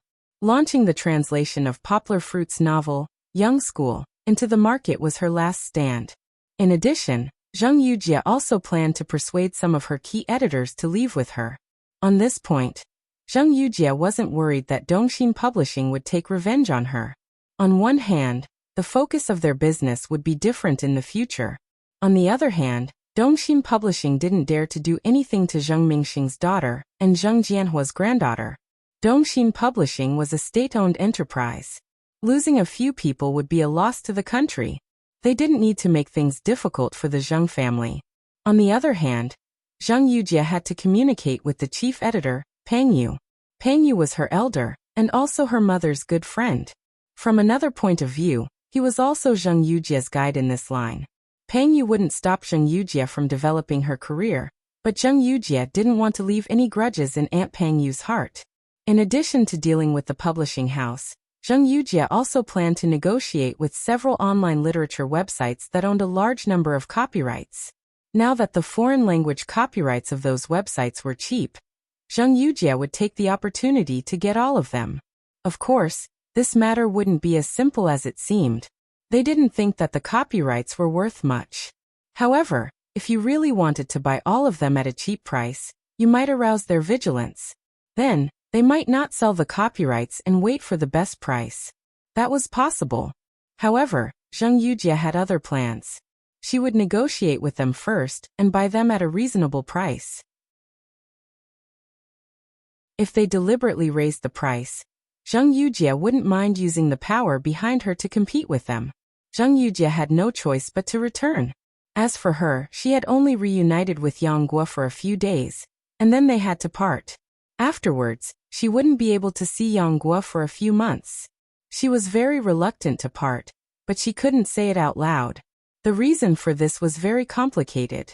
On one hand, Zheng Yujie had a strong personality. It would be better to kill her if she cried because of love. On the other hand, she felt that she didn't have the status to vent her reluctance. Yes, she and Poplar Fruit were just close friends. She wasn't like the girl who secretly talked to Poplar Fruit on the phone at night. She could act coquettishly, and even throw a tantrum at Poplar Fruit unscrupulously. This kind of emotion was even more intense, especially when Poplar Fruit was unwilling to do some very intimate and ambiguous interactions with her recently. Although Poplar Fruit carefully took her feelings into consideration, Zheng Yujie still faintly felt that Poplar Fruit was keeping a distance from her. From the beginning, she was mentally prepared. Zheng Yujie kept telling herself not to mind. She gritted her teeth and swore that even if he walked with another woman, she would persist. She would use her actions to make Poplar Fruit fall in love with her. Yes, Zheng Yujie had always believed that she and Poplar Fruit would have a happy day. This kind of thinking was very rare in this impetuous society. Not to mention a girl like Zheng Yujie, who came from an extraordinary family. Even a girl from an ordinary family would have her own dignity and reserve. Who would be like Zheng Yujie, who persevered for a man who had already fallen in love with another woman? Duan Xueqing wouldn't. After she understood that it was impossible for her and Poplar Fruit to be together, she rationally left Poplar Fruit. She didn't want to wait for more than 4 years like before. She also didn't want to be drowned in heartache like a tide. Perhaps leaving would hurt, but when she met someone else who might be suitable, the pain would slowly fade away. Well, this kind of persistence was rare in the world, but it didn't mean that it didn't exist. Jin Yuelin was such an example. Back then, even if Lin Huiying had already married Liang Xiqing, who was the most suitable for her, even if Jin Yuelin was very rational and hid his love deep in his heart, even if he became lifelong friends with the couple, Jin Yuelin still deeply loved this woman who was beautiful and talented. Jin Yuelin wasn't like the more famous Su Zimo. The latter divorced his first wife after falling in love with Lin Huiying. It was also because of Lin Huiying that he wrote many love poems. However, after Lin Huiying got married, he fell in love with another woman. Jin Yuelin never married, and he was infatuated and waited for Lin Huiying his entire life. There was an anecdote about Elder Jin. It was said that after Lin Huiying passed away, Elder Jin invited a guest to a restaurant in the capital. When his old friends received the invitation, they were all puzzled. They didn't know why Elder Jin was spending so much money. It wasn't until the banquet that Elder Jin explained in disappointment that today was Huiying's birthday. The world might not understand Elder Jin's infatuation, and they might even feel that it wasn't worth it. Zheng Yujie was the same. She loved poplar fruit. She loved his personality and talent. She loved his gentleness and thoughtfulness. In her heart, poplar fruit was the only one in this life. This had nothing to do with whether poplar fruit loved her or not. This logic was very difficult to understand. However, this was love. This was the kind of love that made people make choices that were unimaginable to onlookers. However, Zheng Yujie wasn't as extraordinary as Elder Jin. She would still be jealous and sad. After these emotions had accumulated for a few days, she finally couldn't help but explode with a small matter. Poplar fruit, who had a low EQ, was muddle-headed. Naturally, he wouldn't think of this aspect. He thought that Zheng Yujie was angry because he let her down. That night, he tried his best to apologize to Zheng Yujie. He even offered his not-so-perfect rabbit wood carving as an apology. In front of the person she liked, Zheng Yujie's anger came strangely and disappeared strangely. After she took the rabbit wood carving, she actually smiled.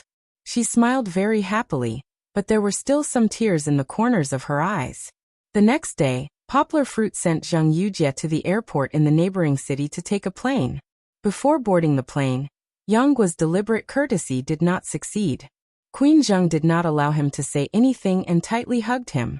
In the end, Queen Zheng put down little brother Yang in satisfaction. She waved her hand and left with her somewhat long hair. Her unruly back view was still so elegant.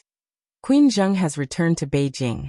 Poplar Fruit is also about to return to Yangcheng. Xiao Han has been in Guishan province for a long time. Everyone is probably tired of it. Don't worry, this part will be over soon. However, Xiao Han still has to say that the reason why he wrote so much in this part was not because Xiao Han wanted to deliberately add water. I believe that some readers have already seen that July and August 2012 was the time when the two most important careers in Poplar Fruit's life took off. It was also a watershed for this book.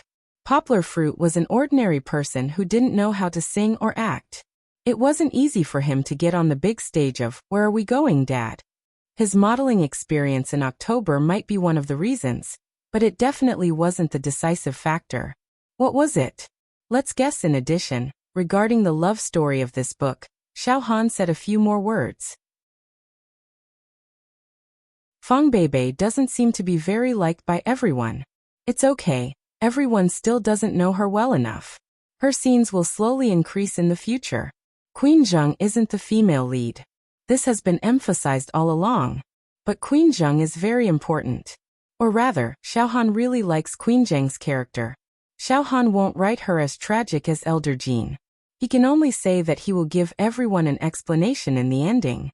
Xiao Han doesn't dare to say that everyone will be 100% satisfied, but the ending will definitely not be a tragedy.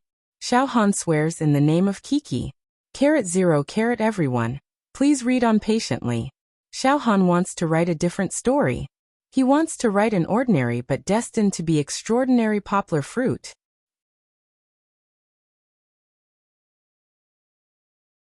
Chapter 6:15. Hurry up and get up. Why are you still sleeping in the middle of the day? Hurry up and run with this old man. Sob sob, it's only 7 o'clock. Old man, can you let me sleep a little longer? Get up, don't get up. My saber doesn't recognize birds. Clang. Such conversations were repeated in Poplar Fruit's room. For some unknown reason, or since when Xiong Kahu and Fat Dragon, this pair of enemies, had been at loggerheads. Fat Dragon was a night owl, the kind that was especially fat. He slept very late at night, sometimes even later than poplar fruit's 2 or 3 o'clock. Then he slept in the middle of the day, not eating breakfast and not waking up until lunchtime. Xiongkahu once strolled over to Poplar Fruit's place. Seeing Fat Dragon sleeping like a pig, he came over every morning to wake him up for a run. Xiongkahu's reason was to let Fat Dragon develop good habits and lose weight. Look at you. You're so fat that you're almost heavier than my daughter-in-law's flour. Hurry up and exercise. Don't sit in front of the table every day. Be careful that you don't die before you're 40. Fatty Dragon strongly suspected that Xiongkahu was abusing his position for personal gain. He was deliberately making things difficult for him. Early in the morning, Xiongkahu wanted to kill such a good opportunity to sleep. It was too inhumane. But what could he do? Xiongkahu would always come to find him after practicing with Poplar Fruit on the mountain. With 2 Miaodao in his hands, Fat Dragon refused to get up from the bed. With the first slash, Fat Dragon's pants would have a large hole. With the second slash, Fat Dragon would feel a chill in his lower body with his eyes closed. Half of his hair would flutter in the air like catkins in the spring wind. This time it was like lightning. A chill ran up his spine and soaked his entire brain. Fat Dragon was finally awake. He was completely awake and did not feel sleepy at all. Without waiting for the third stab, Fat Dragon scrambled out of bed and followed Xiongkahu for a jog with tears and snot. Old Master Xiongkahu did not torture him any further. He took him for a jog around the village before letting him go back. Although it was just a jog, although it was only 2 laps, Fat Dragon was already as tired as a dog when he came back. He was lying on the bed, unable to move. However, the effect was still good. Later, Fat Dragon no longer stayed up late at night and ran 2 laps during the day. His mental state also improved a lot. Of course, his weight still did not decrease. These few days did not show any effect. On the second day after Zheng Yujia went back, Poplar Fruit received a call that surprised him. The reason why it was a surprise was because this brother of his was really unpredictable. Sometimes when Poplar Fruit called to ask about him, his phone would often be turned off. And when he called Poplar Fruit, it was either early in the morning, late at night, or during dinner time. Anyway, none of his calls were on time. Seeing the caller ID, Poplar Fruit smiled. He picked up the phone and said with a smile, "Big brother, you're back from your mission? I just came back. Fuck, this time I've been busy for a month. It's not easy to get a few days off, and you're still in Guishan?" He Wenjua's rough voice came from the phone, still as unruly as before. "Hey big brother, how do you know I'm in Guishan?" Poplar Fruit felt very magical. The last time the two talked, he had just experienced the disaster of Kiki, and had just arrived in Kaiyun province. Logically speaking, even if he Wenjua didn't ask if he was in Kaiyun province, he should have asked if he had returned to Guangdong province. Hee hee you brat, you encountered such a big thing in Guishan province and didn't ask me for help. You're hiding it, right? He Wenjua laughed and said, "Our public security department has already informed me. They checked your license plate number and asked about it here."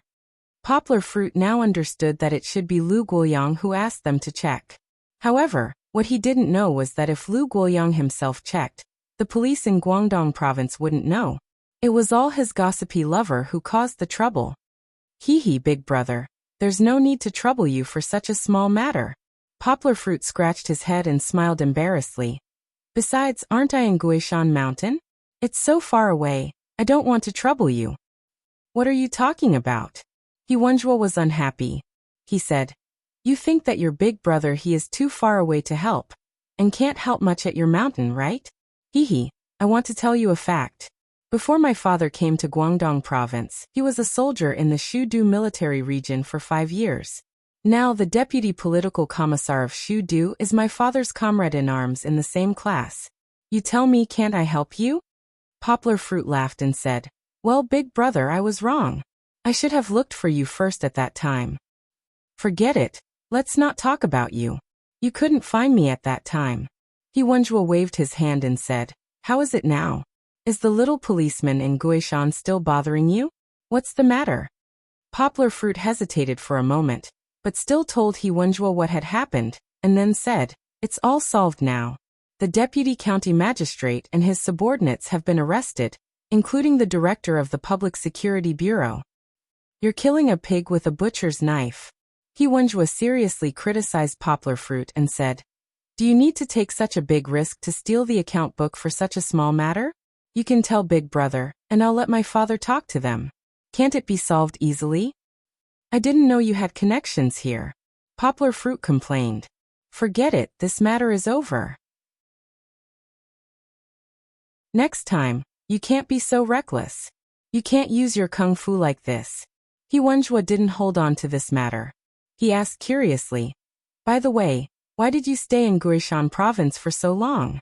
Aren't you about to start school?" Poplar Fruit told him what he was doing. Wuxia expressed his approval of Poplar Fruit's kindness, but he wasn't too interested. Instead, Wuxia took Poplar Fruit's words to heart that he still needed to learn Miaodao for 2 more days and understand the essence of the moves before returning to Yang City. "What Miaodao? Which master did you meet?" Wuxia asked excitedly. He knew how powerful Poplar Fruit's kung fu was.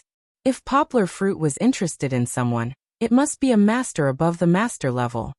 "Master Xiong Kahu. His two-handed Miaodao is very powerful.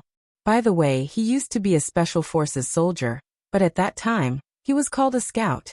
He was very famous during the war with Nanyue."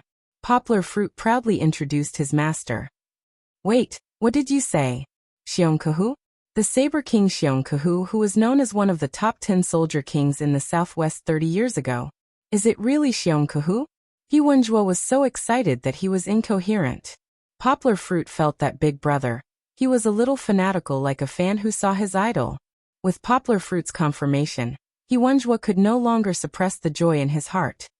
"Poplar Fruit, wait, don't move. I want to go, I want to go."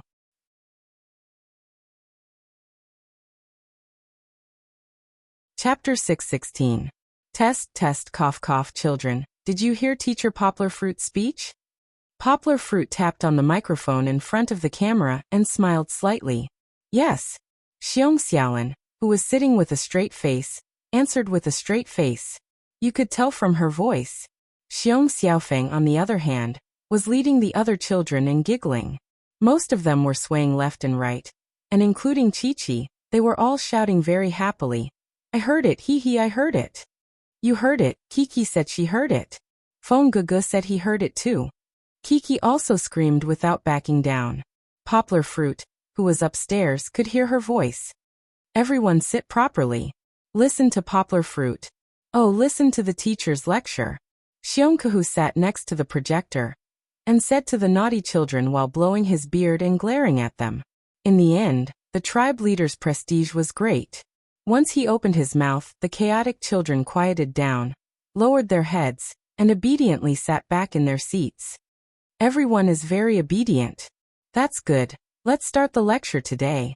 Poplar Fruit smiled at the microphone and said, "Today, Teacher Yang will teach you the 48 phonetic symbols of English." Other than Yang Luoqi and Xiong Xiaolin, the child who is the most enthusiastic and answers the questions the best can come with me to the county to play tomorrow. Teacher will treat you to a big meal. Hearing Poplar Fruit's words, the children immediately straightened their backs and looked eagerly at Poplar Fruit on the screen. They were eager to give it a try. For these Miao children who stayed in the mountains all year round, not to mention a big meal, even a trip to the county to play was a very extravagant wish. Little Fenggu Yangluachi is Kiki's name. Sitting on a small stool, Kiki couldn't help but turn her head and whisper to Xiong Xiaofeng. "Kiki, don't whisper to each other. Sit tight and listen to the lecture." Poplar Fruit's voice was very gentle as he grabbed the little girl. This was clearly transmitted to Poplar Fruit's projector through the camera and the network. In this way, a corresponding virtual classroom was formed. Yanghua could teach in front of the camera and the projector about the children's situation. Although it was an online lecture, Poplar Fruit's simulation was no different from a real classroom. The teacher was still teaching, and the children were listening. The only difference was that the teacher became an image on the screen and was connected by the network. This was only the first attempt, and because the school was in full swing to demolish and build a new house, Poplar Fruit asked Fat Dragon to move the equipment to Xiongji's house. The main classroom was set up in the lobby on the first floor. It was spacious and could seat 10 children, which were the children selected by Poplar Fruit to cooperate with him. Poplar Fruit's classroom was only on the second floor, which was next to Poplar Fruit's. After Zheng Yujie went back, Poplar Fruit cleaned the room and let Fat Dragon arrange various equipment. The remote education classroom that Poplar Fruit planned to build was more luxurious and advanced than the current simple classroom. Now the children all had small desks and laptops. There were no computers for them to use because the more than 300 custom-made computers by Poplar Fruit had not been delivered yet. At present, the only 3 computers were used by Fat Dragon as transfer equipment. When the computers arrived, the children did not need to look up at the projector screen as hard as they did now. The images would be transmitted to the computer screen on their desks through Fat Dragon's server. After a lesson, Poplar Fruit asked the children to go home. He went downstairs and discussed the problems encountered in the morning with Fat Dragon. Let me say one first. You can't leave no one on this mountain. Fat Dragon tapped on the keyboard and pulled out the interactive software that he thought was insufficient. Then he modified it and said to Poplar Fruit, I don't think Uncle Xiong and the others know how to use these devices. What if they malfunction? Regarding this problem, Poplar Fruit said confidently, you can write a manual for the use of the devices and simple maintenance methods. We can let one of them learn it. Then we won't need to stay on the mountain anymore. Speaking of this, Poplar Fruit turned to Xiong Kehu and Xiong Jiwu, who were sitting and watching, and said, Master and Brother Jiwu, I have a proposal to discuss with you. Xiong Kehu waved his hand and said casually, discuss what? If there's anything you need from us, just tell us. We don't know what you're talking about. Over the past few days, although Xiong Kehu didn't say anything, he admired and was grateful to his disciple. It had nothing to do with the two-handed Miaodao he taught Poplar Fruit. These days, Poplar Fruit was busy running around and working hard for the education of the children in the village. Not only did he spend money, but he also did his best. Xiong Kehu saw it all, but he kept it in his heart. In this regard, Xiong Kehu worked very hard when he taught Poplar Fruit the two-handed Miaodao in the morning. He didn't hide anything and completely trained Poplar Fruit as his last disciple. He even taught Poplar Fruit his life's combat experience. At present, in terms of knife skills, Poplar Fruit was already a super master who was invincible in the entire Xiong village. Even Xiong Kehu himself felt that he couldn't beat Poplar Fruit. Of course, this was also related to age. Poplar Fruit smiled and said, Master, look at what you're saying. How can you let me make the decision for everything? After all, my ability is limited.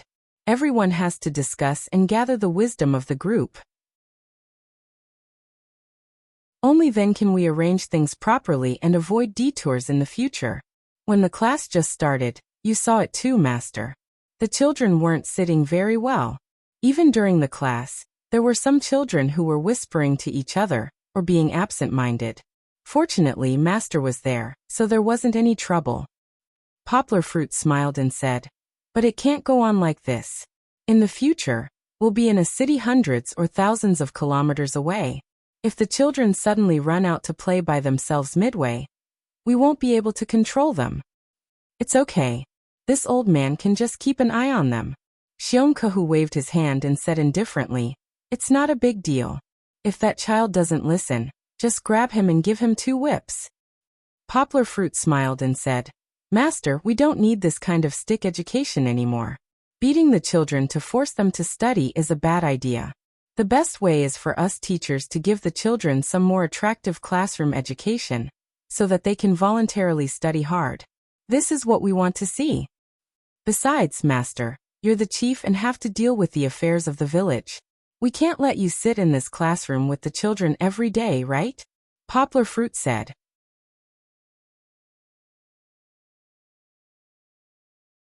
Chapter 6:17. One moment, you say that you can't do it without me, and the next moment, you say that you don't need me. What exactly do you want? Xiong Kehu obviously wasn't as patient as Poplar Fruit. He was very hot-tempered, and his dissatisfaction was followed by a clamor. To be honest, Poplar Fruit was a little long-winded. This was related to his personality. Most of the people who were willing to be teachers and deal with children were the type of people who were resistant to hardships. Poplar Fruit smiled and said, Master, don't worry. I'm thinking that since Brother Ji Wu doesn't have a job now, it's not realistic to ask him to do farming or work. Why don't we ask Brother Ji Wu to be the children's teacher? Before Poplar Fruit finished speaking, Xiong Ji Wu blushed and waved his hand. Poplar Fruit, no, I haven't even studied for a few years. How can I teach children? Yes. This won't work. He doesn't even know how to teach, Xiong Kehu said firmly. You can sympathize with Ji Wu, but you can't harm the children.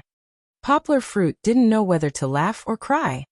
Master and Brother Ji Wu, you didn't hear me out. I'm talking about being a teacher, not asking you to teach. We can teach. You as a teacher mainly have to manage the children and supervise them to go to class and do their homework on time. Also, you have to control our equipment and deal with some unexpected situations. For example, if a child gets into a fight, you have to educate them in time. If the machine breaks down, you have to rush to repair it or report to us for a replacement. Xiong Jiwu understood this time, but he still shook his head and said with some uncertainty, I don't know how to use these machines, let alone repair them. You can learn if you don't know. Poplar Fruit smiled. Who was born knowing how to do it? Don't worry, I'll let Fat Dragon stay on the mountain until he teaches you. Poplar Fruit pretended not to see Fat Dragon's sad little eyes. Poplar Fruit's words are reasonable. Who was born knowing how to do it? Xiong Kehu clapped his hands and said happily, Xiaowu, what Poplar Fruit said just now is really the most suitable thing for you to do. It's not that I want to criticize you, but with your legs, you can't do any other job well. Why don't you take care of the children in the village? Poplar Fruit chose Xiong Jiwu as their class teacher not because he sympathized with Xiong Jiwu, but just as Xiong Kehu said. Xiong Jiwu was the most suitable person for this job. Xiong Jiwu had a good personality, especially when he got along with the children in the stockade. Many of them liked him. It was reasonable to say that the children should be afraid when they saw Xiong Jiwu with a lame leg, but Xiong Jiwu was the opposite. He was not as muscular as the other adult men in the Hmong village, nor was he like Xiong Kehu, who always had a poker face. He was humble and liked to chat with the children. Usually, if there was anything delicious, he would share it with the children who came over as guests. Therefore, Xiong Jiwu was the most amiable person in the eyes of the children in the Hmong village, and the children were happy to listen to him. Not only that, but because Xiong Jiwu had trained Xiong Xiaolin, who was admitted to the county's key middle school, this was an unprecedented event in the village. Many aunties came to visit Xiong Jiwu to learn from him. If Xiong Jiwu helped to take care of such a naughty child, the parents would be more relieved. Speaking of which, the class teacher that Poplar Fruit mentioned was not an ordinary class teacher. There would be more than 300 children studying in the entire school, and the 1st to 6th grades would be divided into 6 classes. Xiong Jiwu would have to take care of the children in the 6 classes at the same time. He would be the class teacher who was at the level of a principal. However, in order to repay Poplar Fruit, Xiong Kehu waved his hand and removed the position of principal under Poplar Fruit's name without any explanation. Therefore, Xiong Jiwu could only be the class teacher. This was just a difference in name. For the principal of the Hmong village's primary school who had no real power, this title was just a symbol of honor. It was unrealistic for one person to keep an eye on 6 grades, even though there were only 6 classes in total. Poplar Fruit taught Xiong Jiwu a good idea. You can let each class elect a class monitor, vice class monitor, or take turns to help you manage the class. This will not only improve your efficiency, but also strengthen the children's sense of self-discipline. I believe that the children who are working as cadres will definitely work harder. This method had long been used by the schools in the city. Some children even cultivated a sense of bureaucracy from an early age. In the middle of last year, the news of the teenager with 5 bars in Wuxia caused a large-scale discussion. Poplar Fruit would not let the children become cold politicians, but introducing the class committee system could still help to integrate the current scattered Hmong village schools. Poplar Fruit also taught Xiong Jiwu a lot of skills of being a class director. He did not have much experience, but last semester, in order to be a qualified teaching assistant, Poplar Fruit found a lot of books in this field to read. At least he could talk about armchair strategies for a day and a half. Of course, Poplar Fruit just said that he would give Xiong Jiwu additional training in the future. These skills gave Xiong Jiwu a lot of inspiration and restored his confidence. However, Xiong Jiwu was still a little hesitant. Poplar Fruit understood what he was thinking. Poplar Fruit smiled and said, "Brother Jiwu, don't worry. I won't let you work for nothing. I'll give you 1,500 yuan a month, the same as the county's teachers. You help to take care of the children and deal with the school's affairs. This can be considered a proper job. I'm not asking for money. This is not appropriate." Money was what Xiong Jiwu lacked the most at the moment. Xiong Xiaolin had to study in the county, and Yi Nuzhang had to eat some good food to nourish her body. Although Poplar Fruit had left him a few thousand yuan, Poplar Fruit had helped their family so much. Xiong Jiwu was still thinking about when to return the money to Poplar Fruit. Xiong Kehu thought for a while and said, "Jiwu, Poplar Fruit is right. You should take the money. And Poplar Fruit, you don't have to pay for this money. I'll discuss with the elders of the other 2 strongholds. We'll each pay a part of it. We can't let you work for nothing. You also have a family to support." "That's too much," Xiong Jiwu said somewhat embarrassedly. "Everyone in the village goes out to work and doesn't send more than 1,000 yuan back home every month. If I take so much, I'll be envied. Besides, I didn't do much. I just helped to take care of the children. If I take the same amount as the teacher, I'll feel uneasy." "What's there to feel uneasy about?" Xiong Kehu said angrily. "If anyone is not pleasing to the eye, tell them to come to me. I'll beat them to death." However, Xiong Jiwu was unwilling to accept such a high salary of 1,500 yuan. Poplar Fruit's brain worked very quickly. He immediately came up with a new idea. "How about this? Brother Jiwu, you can take the monthly salary of 900 yuan for the time being. Later, we'll discuss the agenda and raise it. In addition, I want sister-in-law to go to the school to help. What she needs to do is to cook for the children. Don't some of the students in our school come from the 2 strongholds next door? It will take them at least half an hour to come here. Don't go back at noon. Stay at the school and eat. Our family will give sister-in-law some food expenses every month. We'll discuss the amount later. This is convenient for the children, and can also give sister-in-law something to do." "That's a good idea." Xiong Kehu clapped and laughed.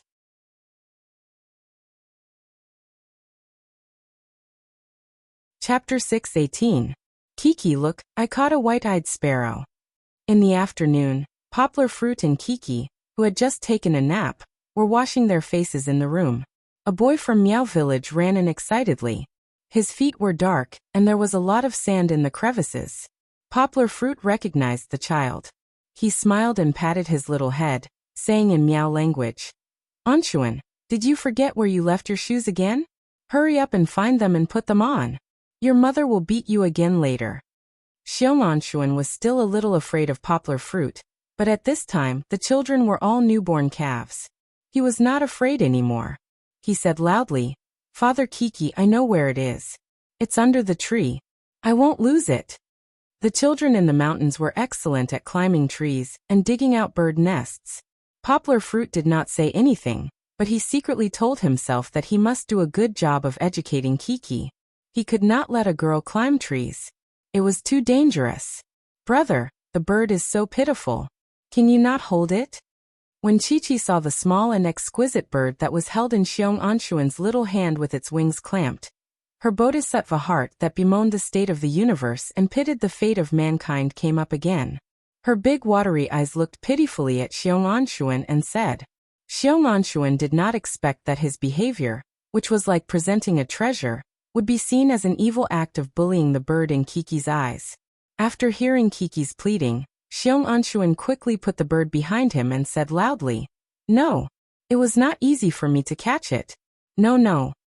Kiki pouted her lower lip, turned around and pulled Poplar Fruit's trousers sadly and said, "Oh, Papa, the bird is so pitiful." Poplar Fruit bent down and patted his daughter's little head. He smiled and said to Xiong Anshuan, "Anshuan, come, show uncle what kind of bird it is." Xiong Anshuan was still very vigilant. He covered his back with his hands and refused to take it. He shook his head and said, "No, you will snatch it from me. The white-eyed sparrow is mine." Kiki, who was overly worried that Xiong Anshuan would suffocate the bird, had tears in her eyes. She tugged at her father's arm with a pitiful look on her face, as if she could empathize with the bird's plight. Poplar Fruit smiled and comforted the nervous Xiong Anshuan. No, Uncle just wants to see what kind of bird it is. How can there be a white-eyed sparrow? We are called white-eyed sparrows. Xiong Anshuan took the bird back and pointed it out to Poplar Fruit. Abba Kiki, look, its eyes are white. Poplar Fruit took a closer look. It was a small brown-feathered bird. Its tail feathers were very long, and like the feathers on its back, it had dark brown vertical stripes. The more conspicuous part was its eyes. Its eyes were white, and there was a long white eyebrow by its eyes, extending evenly from front to back. It looked very much like the slender and curved eyebrows of beauties in ancient literature. Isn't this a thrush bird? Poplar Fruit asked in surprise. He had a deep impression of this kind of bird, which was named because of its white eyebrows. He had seen it when he was climbing Baiyin Mountain, and it was the market bird of Yangqing City. What is a thrush? Poplar Fruit said the word thrush in Mandarin, so Xiong Anshuan didn't understand. He said, it's a white-browed sparrow. My Abba taught me. Different places had different names, so Poplar Fruit didn't delve too deeply into it. When Kiki saw the pitiful thrush bird, she became even more sad. She pulled her father's finger and said with a sobbing tone, Abba, help it, birds fly in the air, don't catch it. Poplar Fruit loved his daughter's kind heart. He looked at the thrush bird, rolled his eyes, and came up with an idea. Poplar Fruit said with a smile, Anshuan, Uncle has a suggestion. Xiong Anshuan looked at Poplar Fruit puzzledly. You give this bird to Uncle. Before Poplar Fruit finished speaking, Xiong Anshuan immediately retracted his hand and shouted with great vigilance, No! This is mine! Woo woo woo woo woo woo. Frightened by Xiong Anshuan's shout, Kiki could no longer hold back and cried miserably. Yanghua felt a headache coming on. Sometimes, it was really hard to reason with children because they didn't have as many twists and turns as adults. They were all very straightforward. Moreover, they would definitely not listen to other people's advice, nor would they listen to it. It was already not easy to persuade Xiong Anshuan to give in, but now Kiki was crying in his ear, which made him even more annoyed. Seeing Xiong Anshuan's watery eyes, as if he was frightened by Kiki, he was worried that Poplar Fruit would bully him and try to snatch his bird, so he looked around and prepared to slip away. Poplar Fruit quickly finished his words. Anshuan, Uncle won't snatch your bird, but if you are willing to exchange, Uncle can let you see a giant panda. Giant panda? Xiong Anshuan had heard of giant pandas. Gui Mountain was close to Chuan Province, and he had heard of them from the older generation of Miao tribe elders. Yes, Kiki and I adopted a giant panda in Chuan Province. She didn't tell you, did she? Poplar Fruit saw Xiong Anshuan's interest and knew that there was hope. He said with a smile, There are photos and videos on the computer. Do you want to see them? Xiong Anshuan's eyes showed a little desire. Thrush was very common in Gui Mountain, and Xiong Anshuan had caught one before. To be honest, it was nothing strange for him. As for giant pandas, although he had heard of them, he had never seen one before. This was more attractive. Brother is a bad guy, Papa. Don't show it to him. Kiki choked and said angrily. Xiong Anshuan was also a teenager, and he couldn't stand being stimulated. He immediately retorted, Who wants to see your giant panda? Humph, I don't want it. Although he said this, Xiong Anshuan just curled his lips and turned his head, but his body didn't move. He was just stubborn, but he still wanted it very much. Poplar Fruit said with a smile. Okay, no one is allowed to quarrel. Friends should be polite to each other and care for each other. Do you still remember the story I told you about the two little goats crossing the bridge? Kiki and Xiong Anshuan nodded silently, and Kiki's sobs became softer and softer. Poplar Fruit said with a smile. Yes, let's each take a step back. Won't we still be good friends in the future? Kiki, you have to be generous and share the photos of you and Chubby Boy with Brother Anshuan. Anshuan, as a big brother, you have to give in to your little sister when she's not sensible. You can't quarrel with her, right? Xiong Anshuan lowered his head and nodded with some embarrassment. He didn't know what Xiong Anshuan was struggling with in his heart. He hesitated for a moment, then walked forward, took Kiki's little hand and said, "Kiki, I'll give this white-eyed sparrow to you. Don't cry, okay?" Kiki saw her father take the thrush bird, and then walk to the window to set it free. She smiled through her tears, and her tear-stained smiling face was especially cute. "Brother, come with me. Kiki will show you chubby boy," Kiki said softly with a nasal voice. At this moment, the melodious cry of the newly released thrush bird came from outside the window. It seemed to be saying thanks and also seemed to be continuing Kiki's soft childish voice. Poplar Fruit suddenly thought of a poem. "Only then did I know to lock myself in a golden cage to listen, but not as free as the cry in the forest." Kiki understood this at such a young age.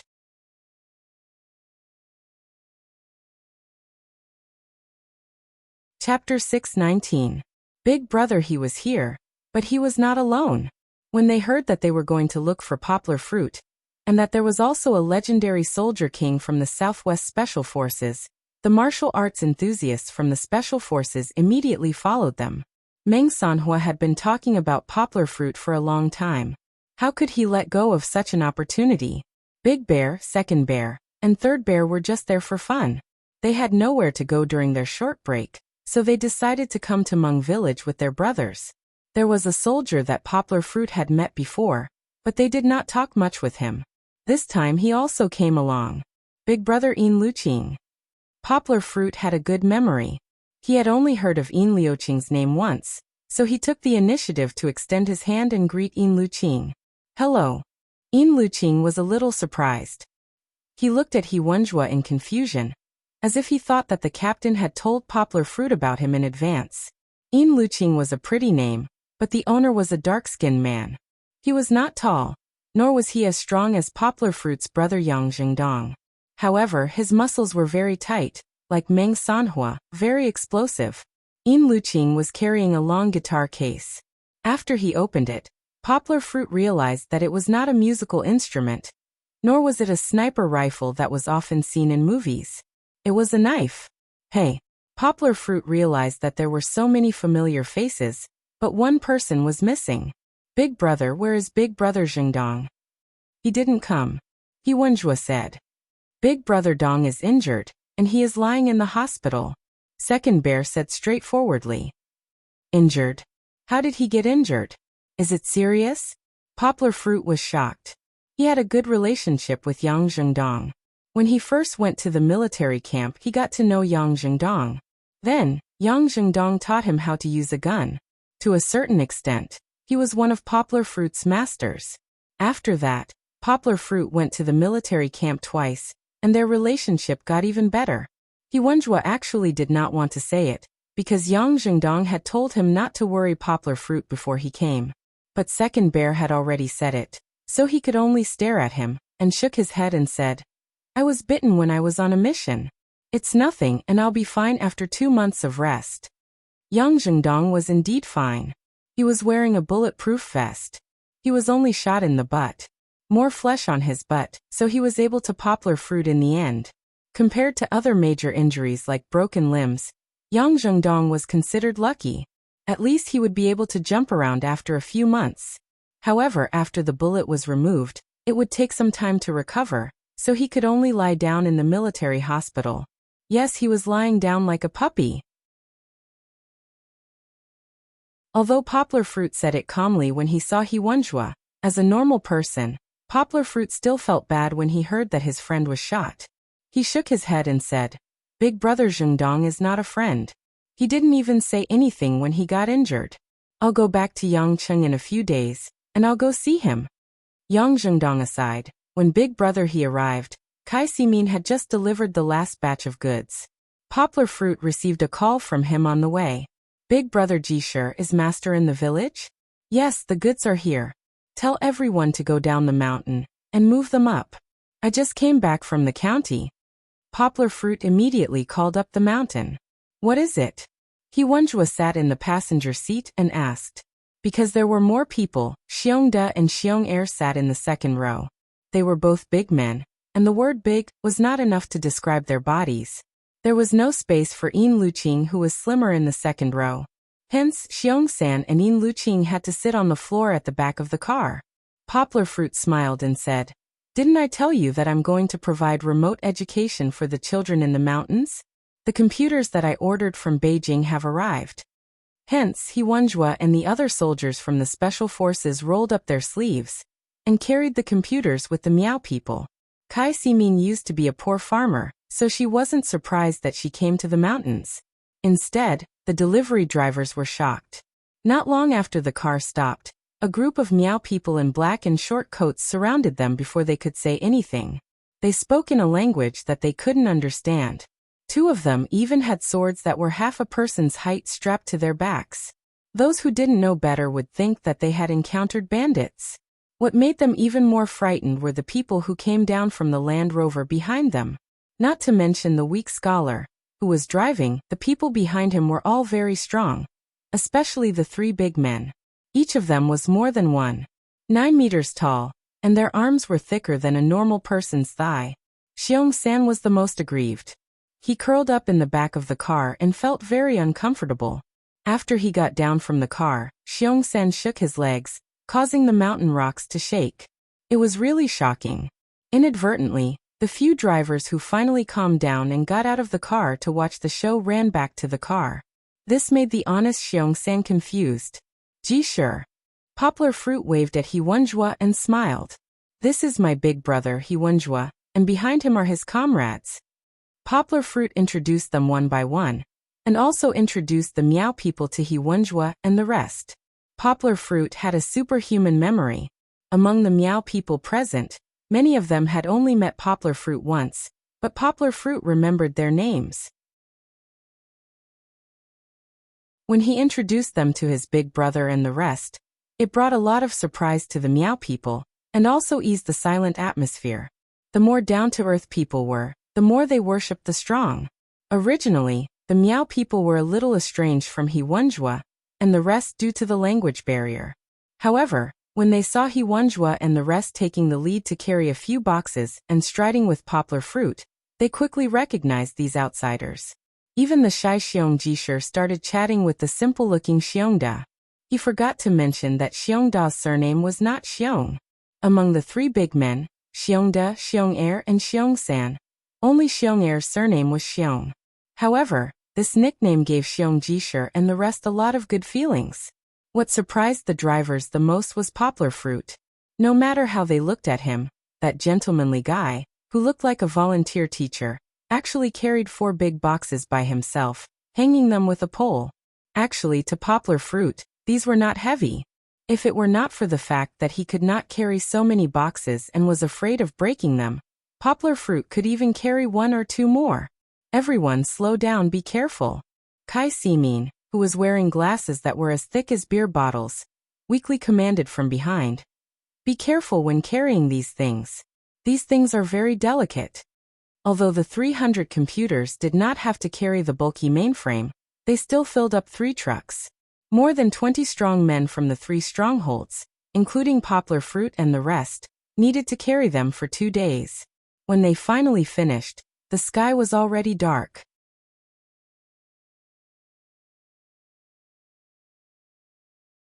Chapter 620. Due to the poor circuit and the Miao people's frugality, when night fell, the Xiong village looked bleak and cold from the outside.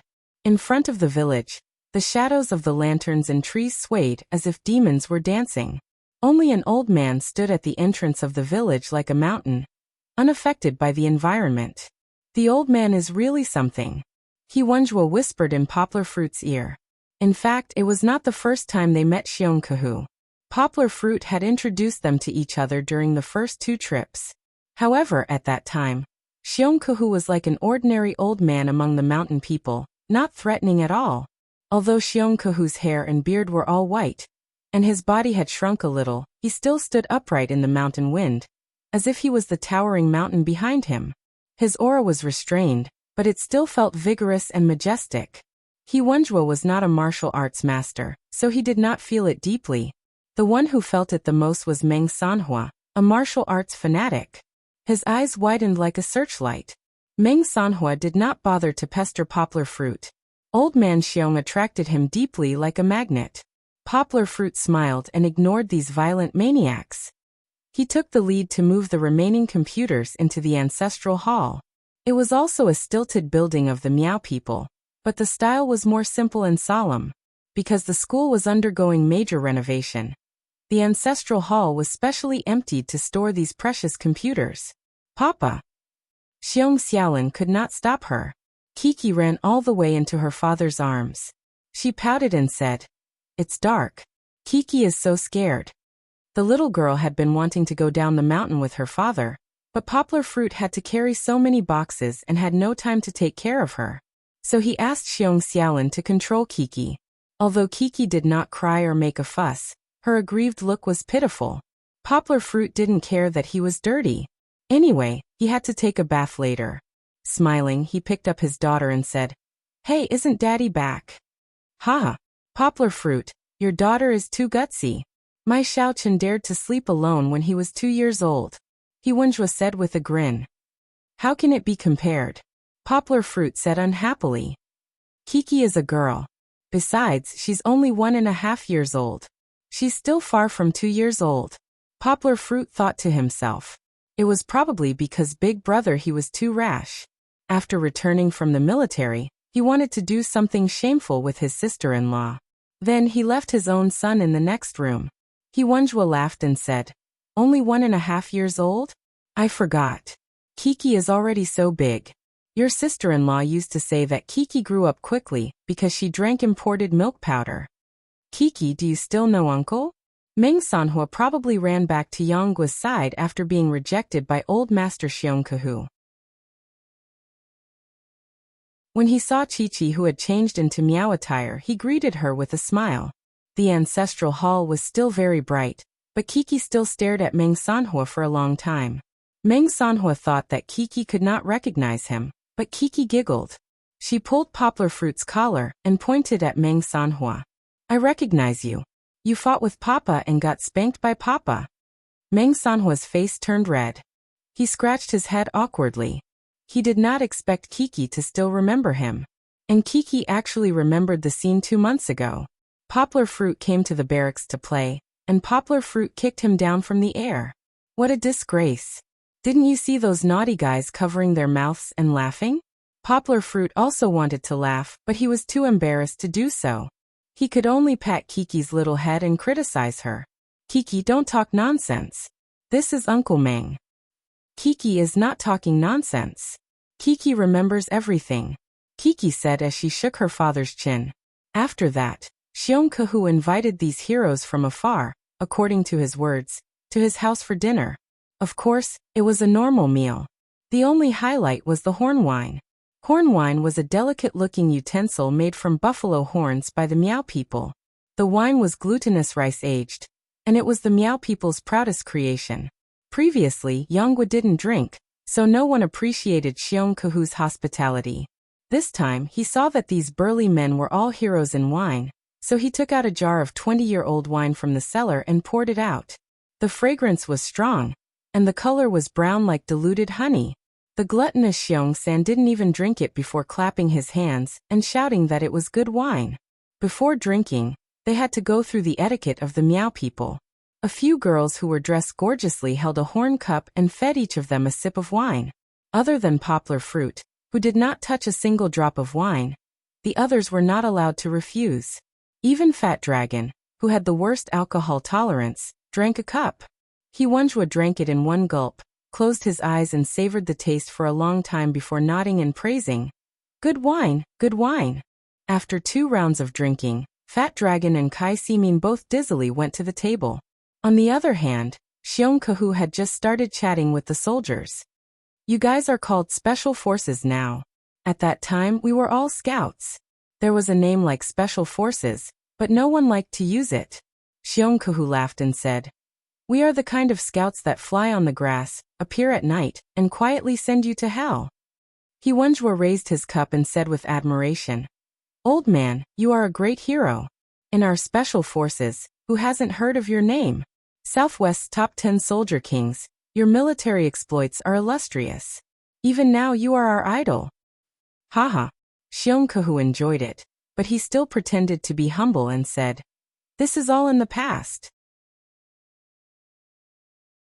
When I was young, my father told me about your deeds.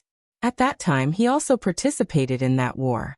I heard that when he returned home, the general's mansion in South U country still had the incantation of your scouting unit pasted up.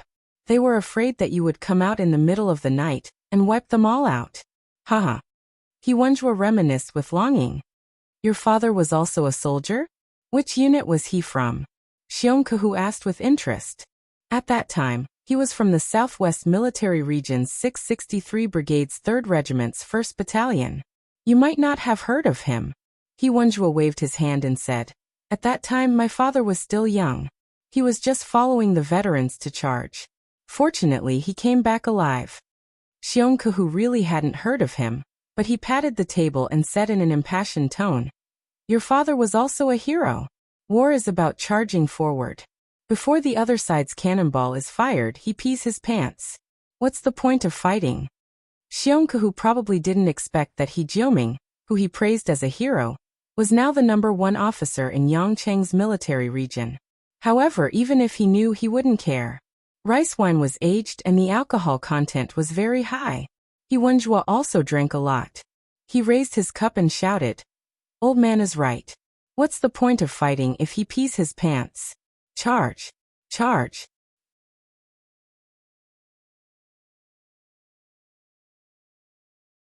Chapter 621. There wasn't a single soldier who couldn't drink.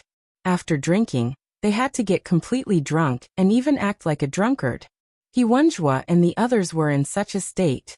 Meng Sanhua was so drunk that he ran to the side to hug a tree and sing. Xiong-san was sitting on the ground, holding a stool and mumbling something. The others were not doing so well.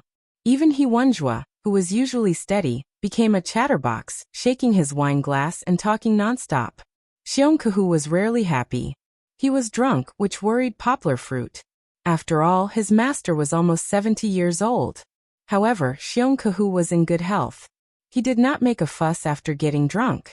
He just sat there with a smile and looked down at everyone. He was usually serious, but now that he was drunk, he showed a bright smile.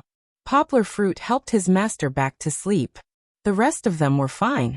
Those who were not drunk were still playing finger-guessing games and drinking. Those who were drunk were left to play the sand on the ground for a while. After all, they would climb back to sleep when they sobered up. Looking at the untouched food, Poplar Fruit shook his head. The aging of the rice wine was really strong. They got into the mood so quickly that they did not even have time to eat 2 mouthfuls of food to suppress their drunkenness. Poplar Fruit did not eat much himself. At first he was feeding Kiki, but when he turned around, they were all lying on the ground. Then I won't stand on ceremony. Poplar Fruit laughed and ate heartily. He had a big appetite and liked to eat meat. On the mountain he did not dare to eat too much at Xiongji's house.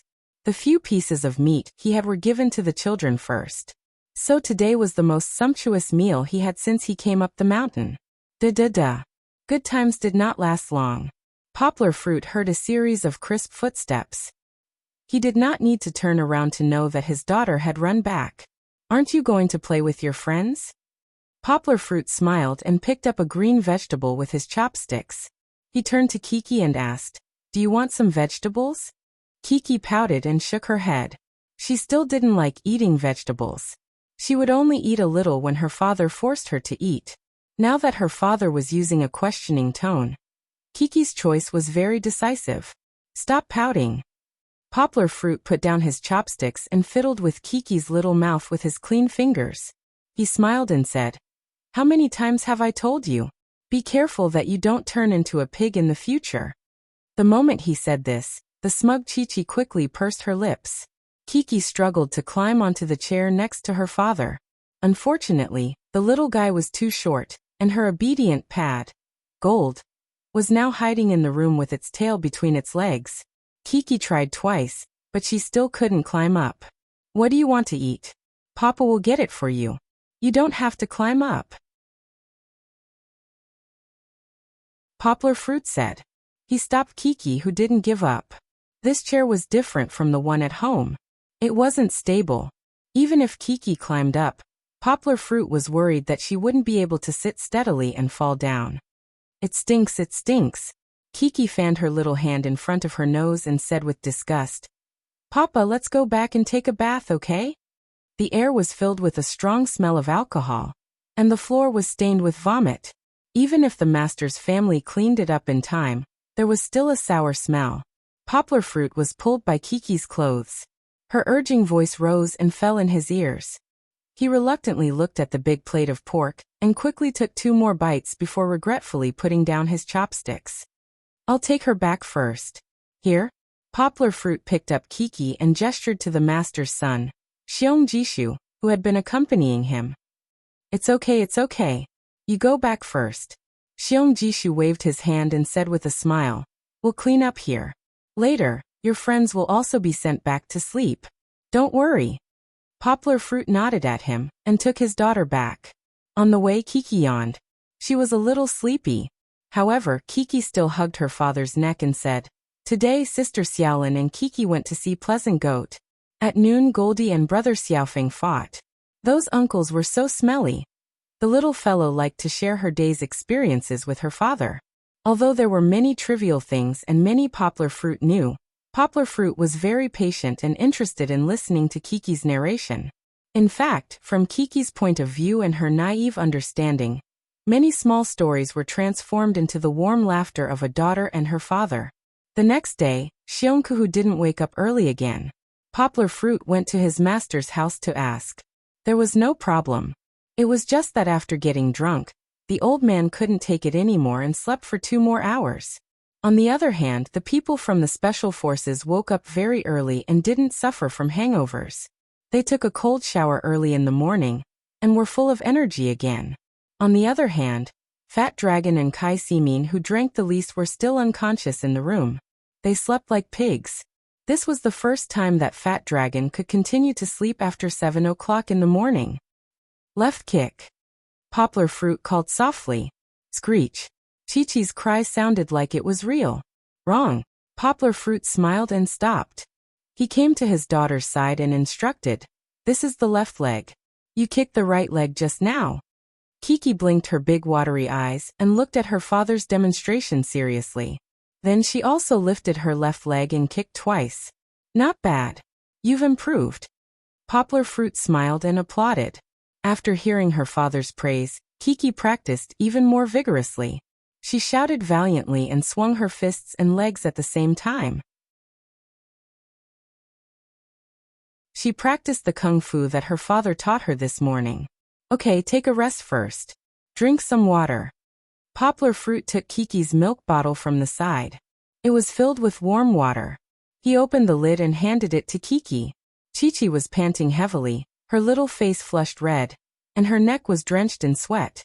Kiki's long hair had been tied into a ponytail by Poplar fruit. However, her fringe was still wet from the sweat, and it curled into small curls and stuck to her forehead. Kiki took the milk bottle and sucked it in big mouthfuls. Poplar fruit looked at her sympathetically. He even took Kiki's small towel and wiped the sweat off her neck and face. Looking at her father, Chi-Chi smiled brilliantly while drinking water.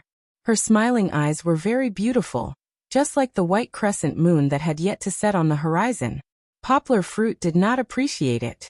He held Kiki's milk bottle and said, You're still smiling when you're drinking water. Be careful not to choke. He Wenjua, who had been watching from upstairs for a while, came down. He found a chance to interrupt and said with a smile, Poplar fruit, is this taekwondo? Poplar fruit turned around and greeted his brother.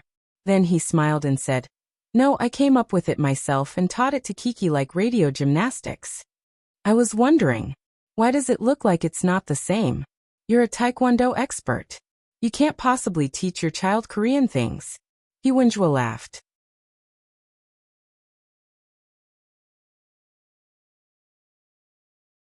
Chapter 622. Poplar fruit, let's have a go. He Wenjua shook his head as he watched Poplar fruit and Kiki practicing soft children's martial arts. He waited until Poplar fruit and the others finished before he walked up. What? I should be the one to practice with Poplar fruit. Meng Sanhua had been itching for a fight. He ran in front of He Wenjua and cut in line. Hey, martial maniac Meng, first come first serve, don't you understand? He Wenjua patted Meng Sanhua's shoulder unhappily and motioned him to stand aside. You're not following the rules. Go do 100 push-ups next to me. Meng Sanhua did not flinch at all. He smiled and said, Hee, Captain, we're not in the army now. Do you think I can't control you when we're not in the army? He Wenjua glared and said angrily. You have to be able to beat Poplar Fruit first. Meng Sanhua said unhappily. I let you go first, but you can't beat him. Aren't you asking for trouble?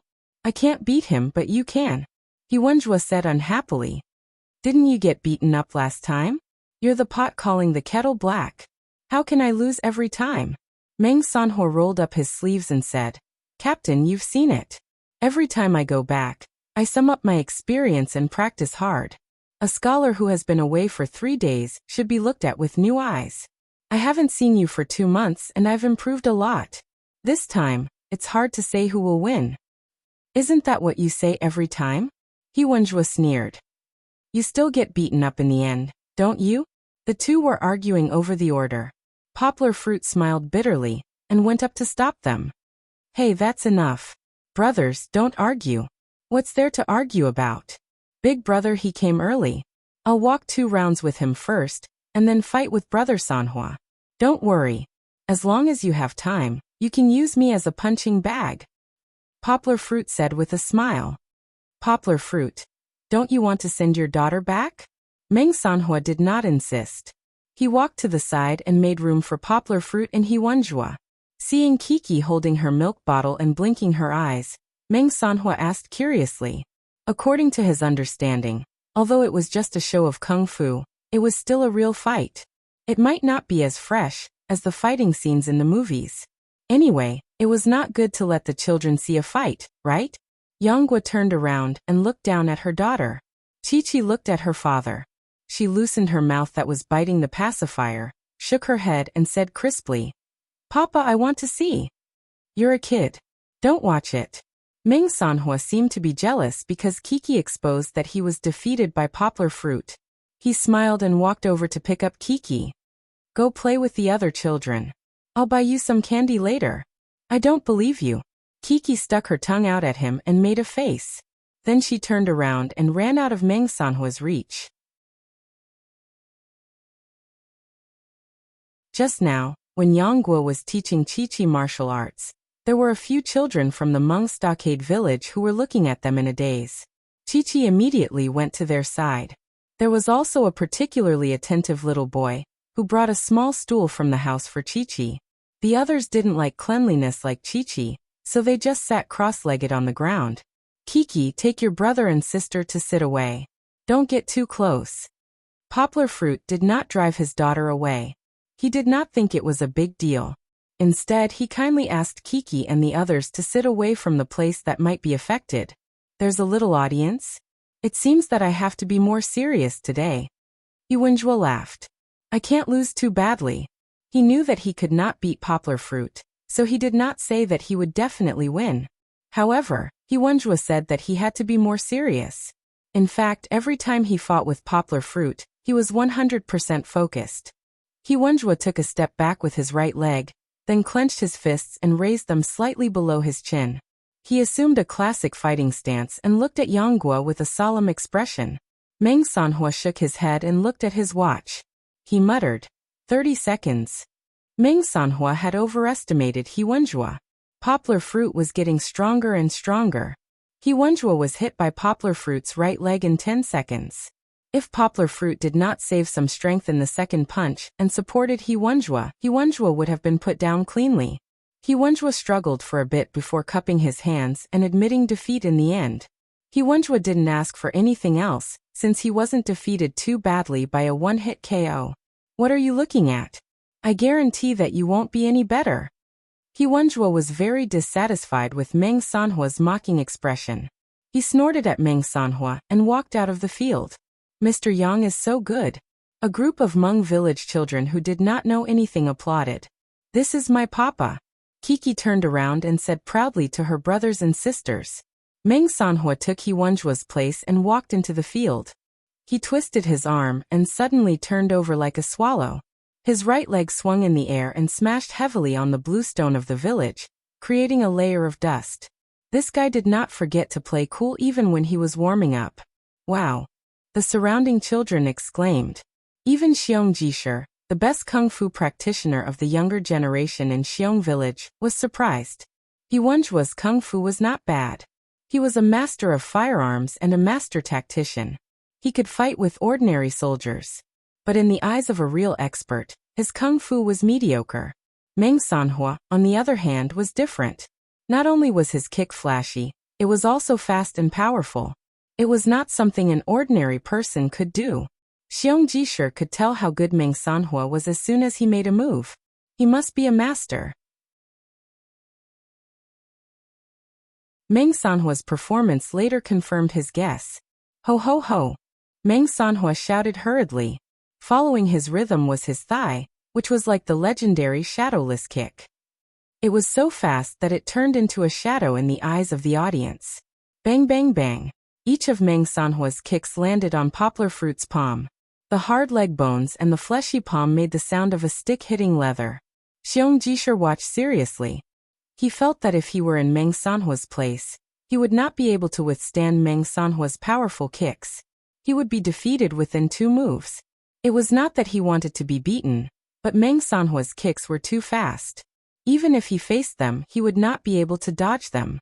Of course, the premise was that both of them were barehanded. If he had a Miaodao, Xiong Jishir felt that even 2 Meng Sanhuos would not be his match. That was also nonsense. A body of flesh and blood would definitely not be able to withstand a sharp blade. Please vote for me. Please recommend me. Greater than over equal to.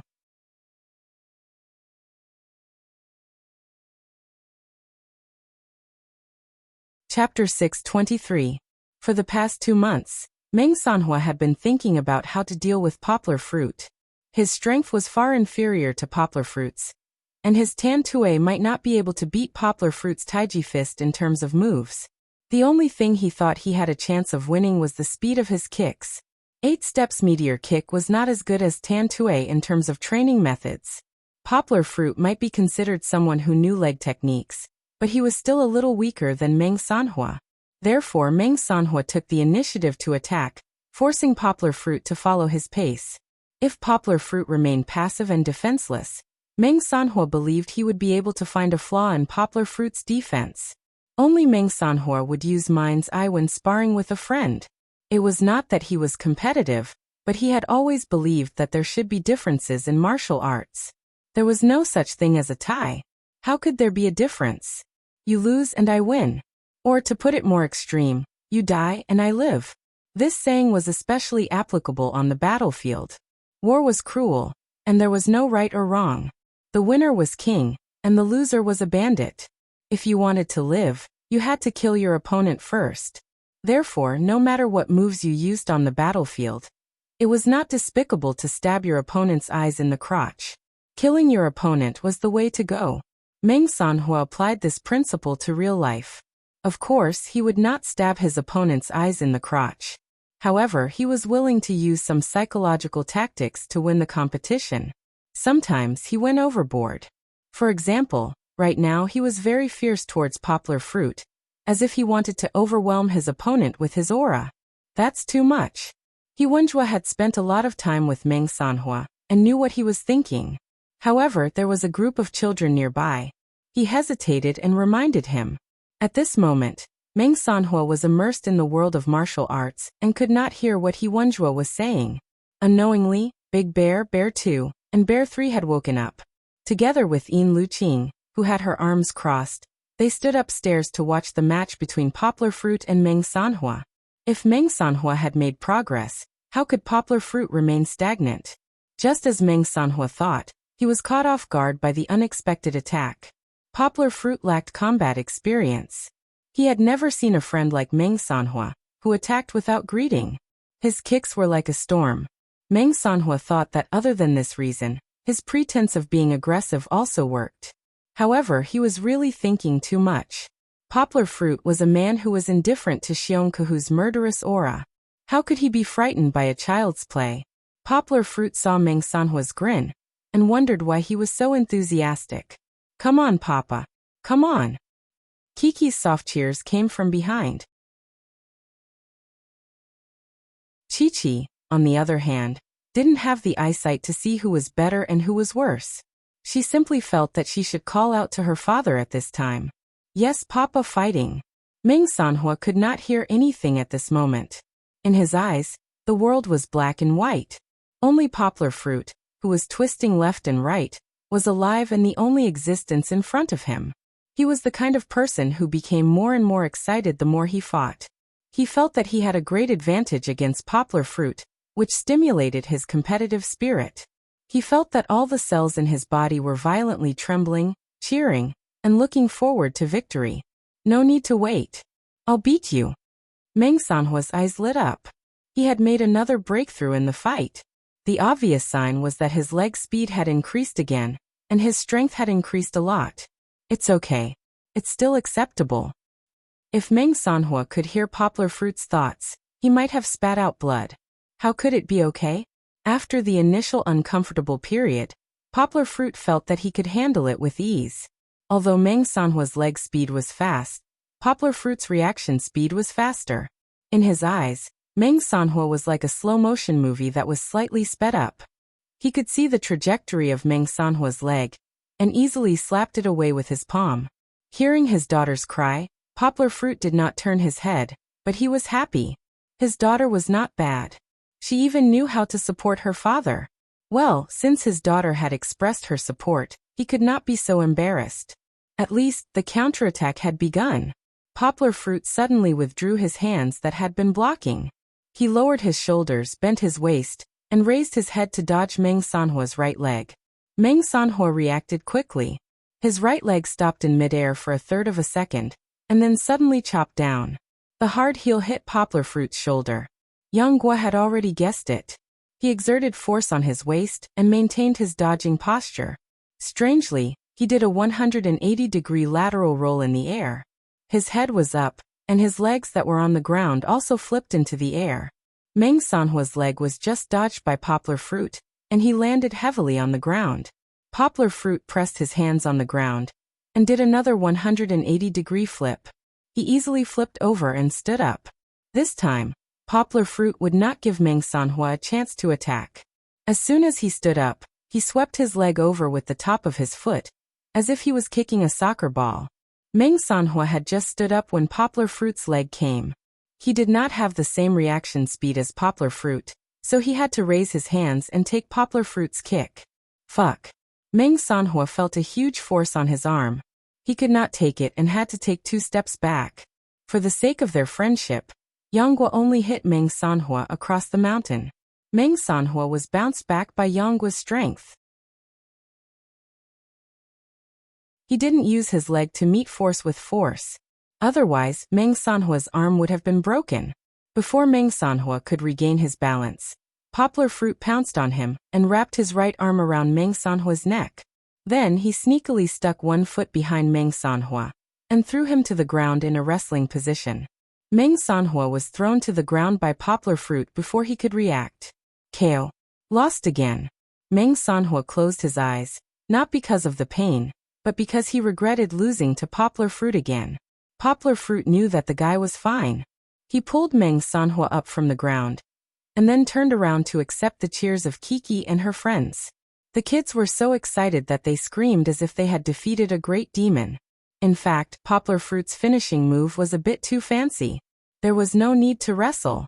Just like Meng Sanhua's opening move, he was just acting cool. That you're tuning in to the Li Mei's Wuxia Whispers YouTube channel.